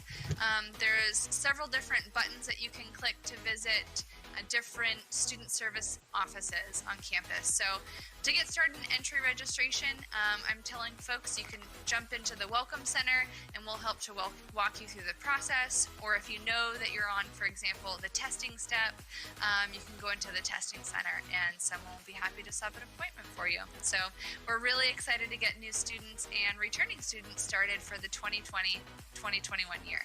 Thanks. Oh, you're silent, Ralph. Ralph, or at least I can't you. hear you. Pulling the mimic. Yes, on my Mac. I muted it because I tend to mumble when I'm like switching scenes and doing things like that. Another reason that I need people to come help do the production, like take this away from me so it can be done properly. I'm hoping some folks out there watching tonight are, like high school sophomores. Maybe you're a junior, you're thinking about running start. Maybe you haven't been in college for a little while and you're thinking an opportunity to go to school and play video games, I'm in. If that's you, get in touch with me, esports@ghc.edu. Now is the time to register and to get those 5 steps underway. Marcy has been a tremendous help already. I can only imagine that she'll be helping you if you choose to pursue an education at Grays Harbor College with the esports program, that she'll be helping you do that. And I gotta say, scholarships are available. How cool is that to live in a time when you can get a scholarship playing video games to get an education? That's amazing. Pretty awesome. Yeah. Absolutely. Yeah, it is. So it looks like we have people choosing their loadout, and this is potentially our last match. If I Like Cups and Buckets, with his second play against Venha ao Brazil, if he takes it, then that's it. Then we've got our number 1 or our number 2 person. But if Venha ao Brazil comes from behind, if he gets that reverse, then we've got a final match where those two go fully head to head, each with 1 win, each with 1 loss against the other, and find out who is going to take it. This is gonna be pretty cool. Yeah, it is. And it seems like they both shook hands and decided to go for Marksmen Battle. So it is all just squishy champions going for auto attacks only. So no spells. Well, spells will be used, but it's very auto attack focused. So they're both going to be very squishy. And of course, it's just squishy those. mean? Squishy basically means that. Squishy basically means you typically you can do a lot of damage, but you're more susceptible to receiving a lot of damage, or proportionally, right? Like you don't have as many health points, perhaps, as some of the other tanks or some other champions in the game. So basically, right, like both of these champions are going to have some high damage outputs, but they're also going to be susceptible to receiving a lot of damage. And so very likely here, both of these players are probably going to be opting for more of the double kill strategy that we have seen being played out here, or that specific win condition. So that'll be something to watch out for. A very good analogy for that is glass cannon. They deal a lot, but they break easily. Okay. Yeah. Pretty much there. So it should be interesting, as previously mentioned. And you're even talking about the Marksmen Battle. We haven't talked about this all night tonight, but basically what ends up happening is when these two players are going off against one another, they're actually asked to ban away 3 champions apiece before deciding their final picks.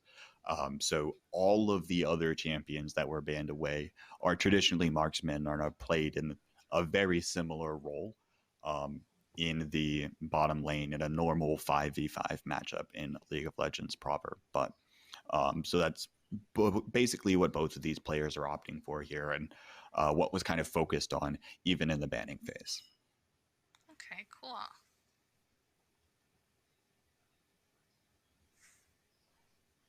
Almost all done with our spectator delay. We are about to jump in and find out how this is going to go down.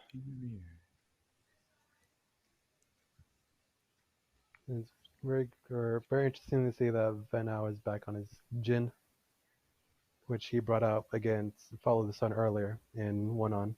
So we're here to see what the Cups and Buckets Vayne looks like, which is a very late game oriented champion.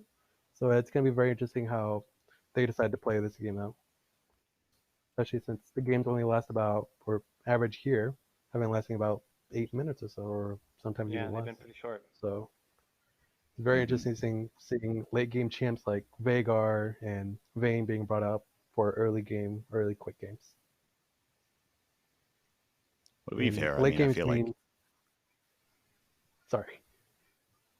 Well, I guess games... if you want to go ahead and finish that, yeah, go ahead. Sorry, my B. Late game means that their power spike, which is the more damage they do, is more common to be seen later in the game. So these normal games usually last about 20 to 40 minutes, and their power spike would be in the 30-40 minute threshold.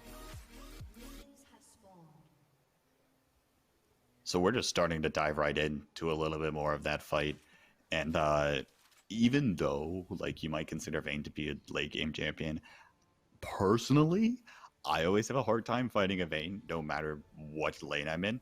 Because I believe it's something to the effect of her passive. Basically, if you get 3 consecutive auto attacks off, or those are your basic attacks. They're not your normal spells or things like that.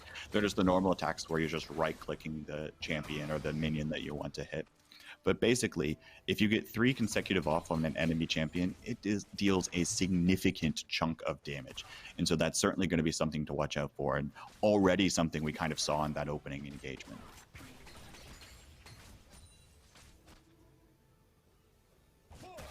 And with those items, she did decide to pick up Boots of Speed and a dagger, so she has no damage items-wise.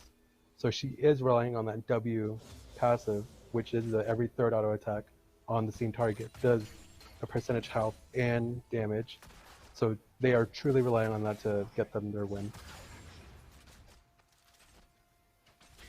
Definitely going to be an interesting thing to watch, and certainly something that Venau Brazil is going to try to mitigate here, especially given that Jin has a little bit more of that range advantage that we've been talking about so far. Even if he doesn't deal significant amounts of damage, he'll certainly be able to try to zone away this Vayne as best as possible, especially in the early stages of the game where perhaps the Jin will be more at a disadvantage. So with Marksmen, they are more focused on auto attacks, and those are their main ways of damage. And what helps with that is they're faster at clearing waves, and or not faster, but they're more used to clearing waves and letting out that, or good at clearing out those waves to just farm it up and get that gold. And Jin's trying. Jin flush for the kill. He wants that 4th bullet. He wants to shoot it. Oh, he has his ultimate. Pops the curtain call. Looking for the pick that we, of course, can't see the Vayne on. Is going to land one shot, but doesn't land the last one. Looks for the Q, but it's not going to be able to find that. And I like Cups and Buckets escaping with a sliver of their health. Probably is going to be pretty unfortunate here nonetheless, because I imagine Venau Brazil is going to be able to move forward. But I guess if I like Cups and Buckets can stall for long enough, maybe the auto healing can help, but it's going to be really hard to stall for as long as is going to be necessary, especially when we're dealing with a Jin that's on that much health right now. The bad thing here is that she has no lifesteal items, and the only other way she would be able to get a lifesteal is through her runes. And the runes that I'm thinking that are lifesteal are Bloodline, but she needs kills in order to get that. So the only way she can come back in this fight is regen. So it's gonna be a while until she gets back into this fight. Until then, she's just gonna have to play Farming Simulator and just collect the CS. A little bit now of a tense moment as we're starting to see the minion pressure stack up here in favor of Venha Brazil, forcing I Like Cups and Buckets to continue moving back. Now Jin starts to step forward, looking for something, is going to take a turret hit, so that's going to be at least something. But he is going to back away, play a little bit more conservatively, allow I Like Cups and Buckets to continue this, and again, a little bit more at this stalemate, because I Like Cups and Buckets knows that they cannot make their own move right now. They are the piece down in chess. But you mentioned runes a second ago, and I just want to clarify for those of you that might be a little bit newer. Runes are, personally, I still don't understand what runes completely do, but basically, they give you a series of buffs that you can kind of decide heading into the game. So before the game loads in, you get to pick a select series of runes and just overall buffs for your champions. And so those will look different depending on certain play styles, certain champions, and things of that nature, and can have a significant amount of optimization. But yet again, it's another layer of depth into the game that just is something else you have to learn as well, especially when you're trying to play this. Now Jin looking for the engage here, not able to find it. I Like Cups and Buckets has healed a significant amount. He's kind of stalled for some of those life pads, but now watch this tower's health bar. It's starting to get dangerously close, and I imagine the next couple of waves, Venha Brazil might be able to take that tower and win this game. Well, now Cups and Buckets is kind of regretting the decision of not walking into that bullet and dying and getting a chance to get new items and a full bar of HP. Because instead, now it's transitioning to the turret taking more damage and still not being able to get that CS. And here's the thing. I Like Cups and Buckets can't die here because that means the turret, right? At this point in the game, we've gone and escalated to the point where if you die, your turret is dead. The curtain call is popped here by the Jin, lands one bullet, flash away, looking for the final, doesn't find the final one, but is so low on health, it's just going to take one more attack to finish it off. That is going to be blood going over to the Jin, probably going to be able to finish off this turret. That is going to be the game, and we are heading into another one of League of Legends into this next bracket reset. Wow. That was a very good one. Oh my goodness.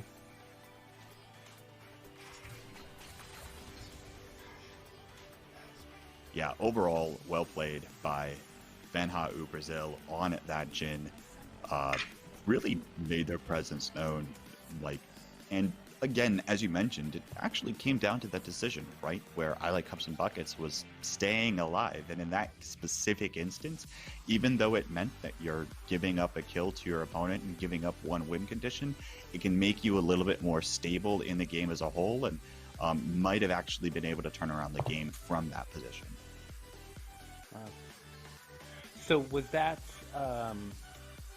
a case of the like a premeditated strategy on behalf of Venha Brazil, or was it a case of an early choice and a misstep by I Like Cups and Buckets led to a position later on that Venha could capitalize on? Walk me through the bigger view. Probably the latter half, because he did survive that ult, and that's a great thing. He didn't get the advantage of first blood or getting that one kill out of two, but that costed him because he needed to respect the Jin, knowing that he could easily execute him with just one auto attack or spell or combination. And that whole entire time of him playing cautiously cost his tower damage, cost farm, cost so many things, and he couldn't really capitalize or come back from that. Well, that's the thing, right? As your opponent is, as you start to give up time, right, and you're in that position that I Like Cups and Buckets was in, you're giving up that time for your opponent and yourself to continue building up the amount of damage that your champion's going to be doing. As you keep leveling, you're going to continue doing more and more damage with your spells and with your other attacks as well. So when we talk about, scaling and things of that nature, as we start to see the game progress longer and longer, that's where that turret, win condition is going to come in and be a factor. Earlier in the game, obviously, if you die, isn't necessarily going to mean a turret. But once you can do enough damage to the turret, and once you've whittled it down a little bit, But then once you've gotten to that later portion of this game where you are significantly, charged up and leveled up, then you can go in and take that turret, and you might only need one kill to win the game, as we've seen in some of the previous games tonight. Right. And that's one of the things I've seen from watching League, full teams play League on Twitch, is that building that you're talking about, that accumulation. It's sort of like a locomotive. The early game is just sort of moving pieces over the board, but by the time it builds towards the end, I'm like, oh my god, there's so much happening. It's just all of these champions have built up so much that they just gotta unload. It's pretty good stuff to watch, even though I'm clearly not seeing everything. I'm not picking up all the details of the nuances. So here's another look at our bracket. We did make it to the grand finals, and we had an upset. Jaden Venha Al Brazil came from the lower bracket and took Noah. I Like Cups and Buckets Winder in that first set number 1. We are on with set number 2. Both of our players now have one loss beneath them. One more loss will disqualify them, and we will know who our number 1 and our number 2 players are from tonight.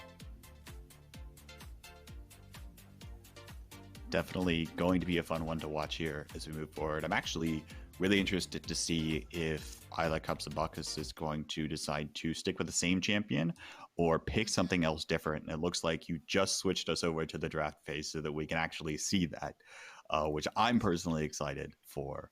Yeah, we'll see exactly what comes in here. Yeah.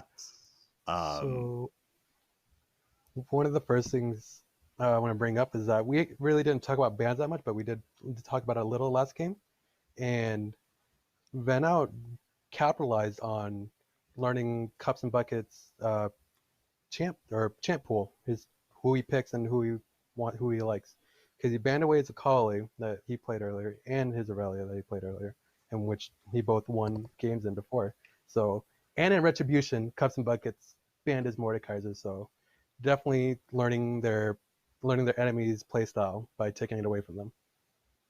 Oh, interesting. Oh, wait a minute. All right, so I was getting excited there for a moment because I saw the Silas get locked in and I saw the Yasuo getting hovered, which typically would just mean that we're going to see like an extremely flashy fight, or at least that's what I would kind of anticipate based on those two kits. But looks like the Renekton gets locked in by other Cups and Buckets, which is a little bit more of a tankier pick here, Tony. For sure, but the thing here is that Renekton is one of the best early game champions in the game. He'll take advantage of those 3 spells that he has and immediately bring you down to 75 HP, and he will walk away with no scratches. So we're definitely going to see Renekton be very aggressive in this matchup, and Silas try to counter it with his ultimate that he can steal away from Renekton and gain HP that way if he gets behind.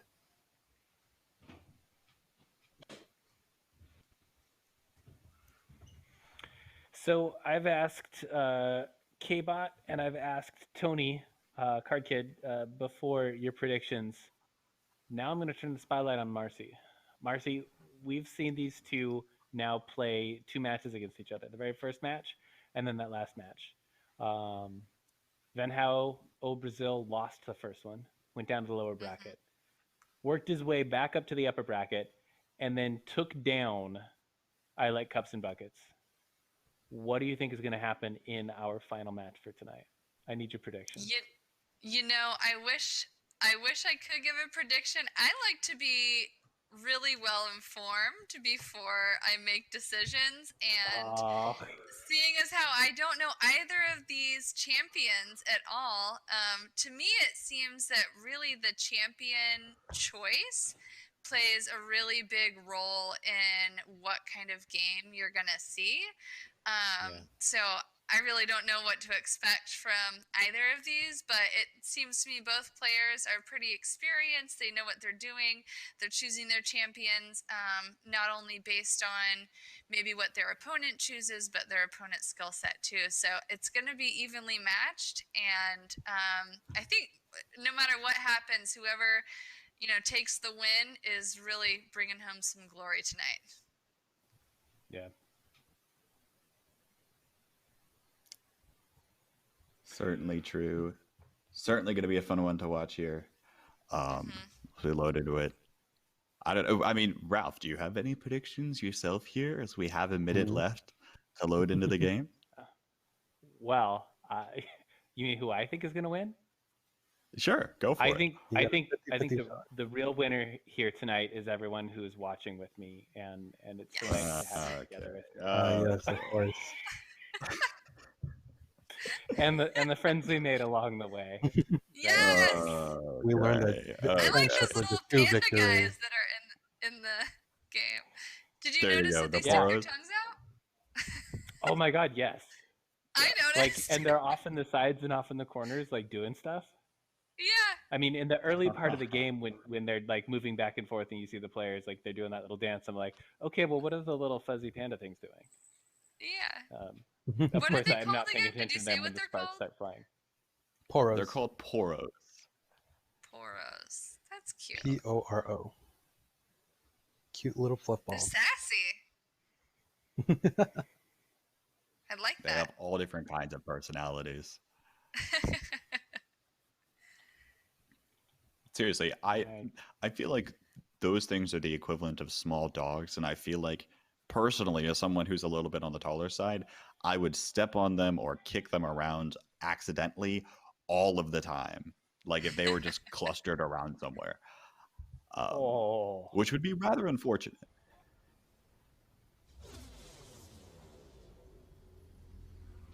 But all right, Is that an alligator with a lifesaver?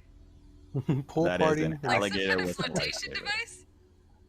Yeah. It looks He's like there to the. help you out if you're drowning.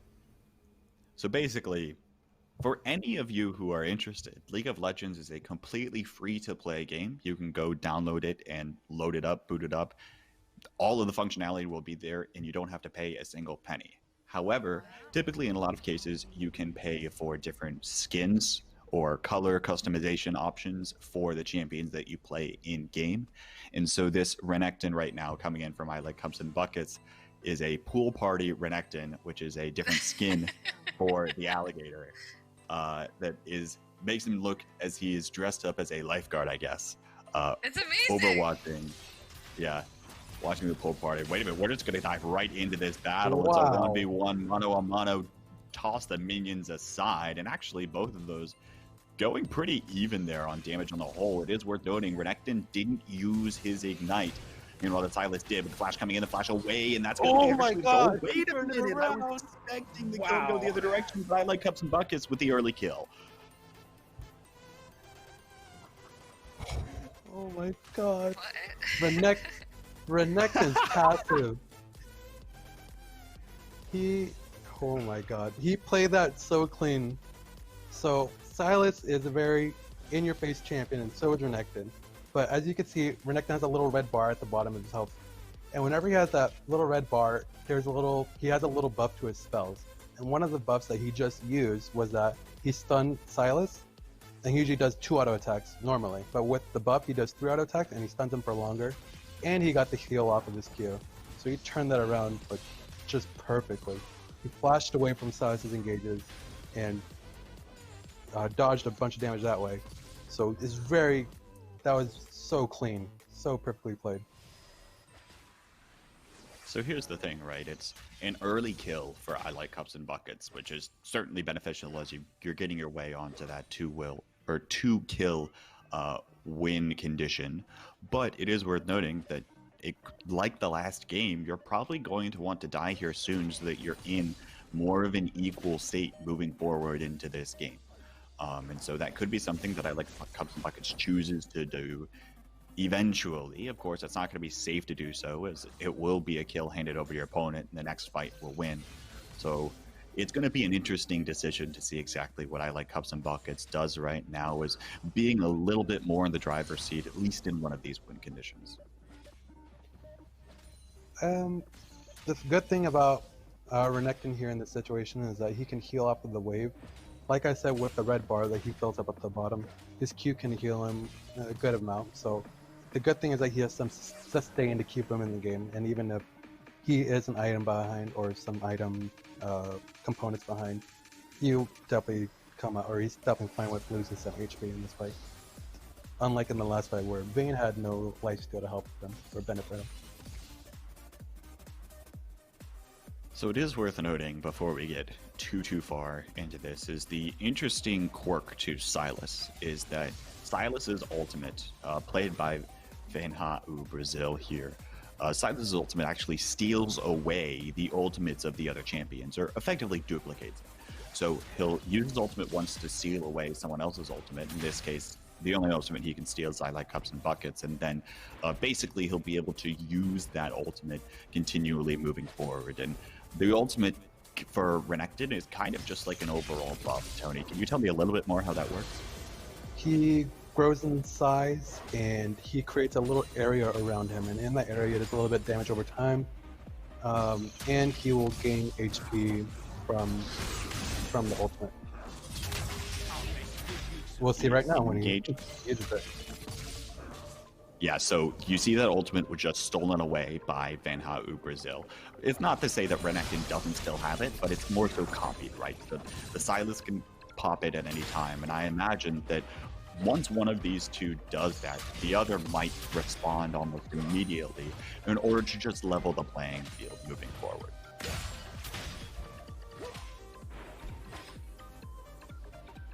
Waves are going to reset here back into the middle of the map, making us in a neutral state yet again. It is worth noting, I Like Cups and Buckets up significantly in that CS advantage. Again, have to get that yellow number up to 100 and already halfway there. So the bad thing that we saw there is, even though Sylas, here's a con for fighting early. If you fight early, there's no gold generated yet. Gold generation doesn't start till minions come in, and they didn't even come, or didn't even pick up any minions yet. So from that death, he didn't receive any benefit from it, from getting items at all. All he probably got was health pots. So it's almost like he didn't gain anything at all with the death, as you usually do in this game. Yeah, and that's one of the things in League of Legends as a whole, right? Is that overall, when you're talking about this game, small little decisions can make drastic impact on the game on the whole. We do see the engage, to hold that thought for a moment, as we do see damage traded either direction. The ultimate was actually, I think it might have expired. I didn't actually see Sylas use it in that case. I believe it did expire. Yeah, so Sylas can copy an ultimate, but of course it will expire and he'll have to wait to copy it again. Now I Like how the Buckets starting to move to the tower, but now the revenge trying to come in from Venha Brazil. Flash away is going to keep I Like Cup and Buckets alive, but now it's going to try to dive back in, looking for the engage yet again. Is not going to find it. That is going to be the kill. Finally going over to Venha Brazil. But it is worth noting now that the Renekton is going to go back to the base, buy a couple of items, and then come back in even stronger than before. He goes back, or on his first death, he picks up a Black Cleaver, and a Black Cleaver is one of the key items needed for Renekton, because every auto attack or spell shreds up to 6 times, or up to 6 stacks, shreds a percentage of armor. So with no armor items on Sylas, it's just gonna bring his armor down to just maybe like 20. So gonna give Renekton such a big benefit here. And just the full item entirely is gonna give him a benefit. It is also worth noting here that the towers are actually starting to get super low. Renekton's going to start to step forward. The towers are both at half, but now the engage coming in back and forth. The Sylas is losing health more rapidly. It is going to notice that, and is going to be forced to back away for the time being. Probably going to opt to play this a little bit more conservatively under tower, hoping that I Like Cups and Buckets can try to dive him. He is going to try to do just that, still taking a lot of damage, and now has to play this even more conservatively. As you mentioned, the itemization on that Black Cleaver certainly going to be something that's doing a lot of damage here, but now here comes the tower looking for that win condition here. I Like Cups and Buckets looking for the end of the game, looking for the tournament, and now they might be able to find that, but Venha Brazil is able to fight back just barely, looking for the kill here, but now the dominance gets popped by the Renekton. This fight is turning around for I Like Cups and Buckets, is going to be able to run away with a sliver of his health, and again, this game is both very, very much going back and forth, but now the engage coming in. that is going to seal the deal. The turnaround coming in when the Silas didn't have the ultimate, and that is I Like Cups and Buckets, will be the winner of your tournament tonight. What a close game. Oh my goodness. They just both played that so well. Silas timing that, or actually Renekton timing that ultimate at the right time, at his lowest health, just to gain that health and that passive damage in order to turn it around. My goodness. Wow. That was awesome. That was quite the match. Yeah. I mean, so by the time we get to the last one, I'm tracking the turret's health, I'm tracking the number of kills, I'm tracking the CS, the win conditions are making sense to me, and like that was a pretty excellent like story arc. Of course we scripted it, right? Like the whole of course. Clearly. Just kidding. All esports events are scripted. Are you kidding me? Yeah, clearly. Yeah. It's just like script up this wrestling. WWE. Yeah, that's what it is. Well, that tells us who our winner is.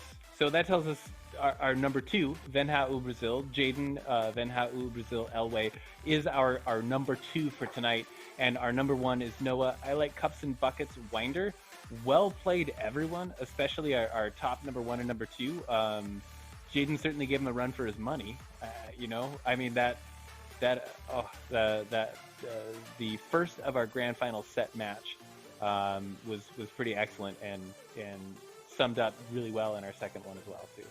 So good stuff all around. Thank you so much to both Card Kid and K-Bot for coming out tonight. No problem. It was so much fun. Yeah, absolutely. Really appreciate had it. A blast being able to do it.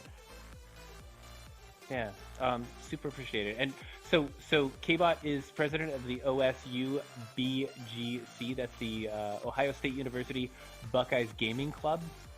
When you are in Ohio, please do stop by and play some games with those people. Allegedly, they're all good folks. And then Card Kid is actually a student here at Grace Harbor College. He's a work study here in our esports program. And most importantly, his webcam is in the mail. And we'll be here soon. It will arrive. Absolutely. So, Marcy, I don't know if you have any last words to say before we close out for the night? Just that registration is open for the 2021 year. And if you haven't done it yet, please register to vote. I know some of our moderators had a link that they could put in the chat for you to register to vote online. 2020 is an election year. If you hadn't had the chance to register yet, the link is for Washington State residents. So if you're watching from outside of Washington, find a link for your state. Or move to Washington. Or move to Washington. Yeah, I like that too. Yeah.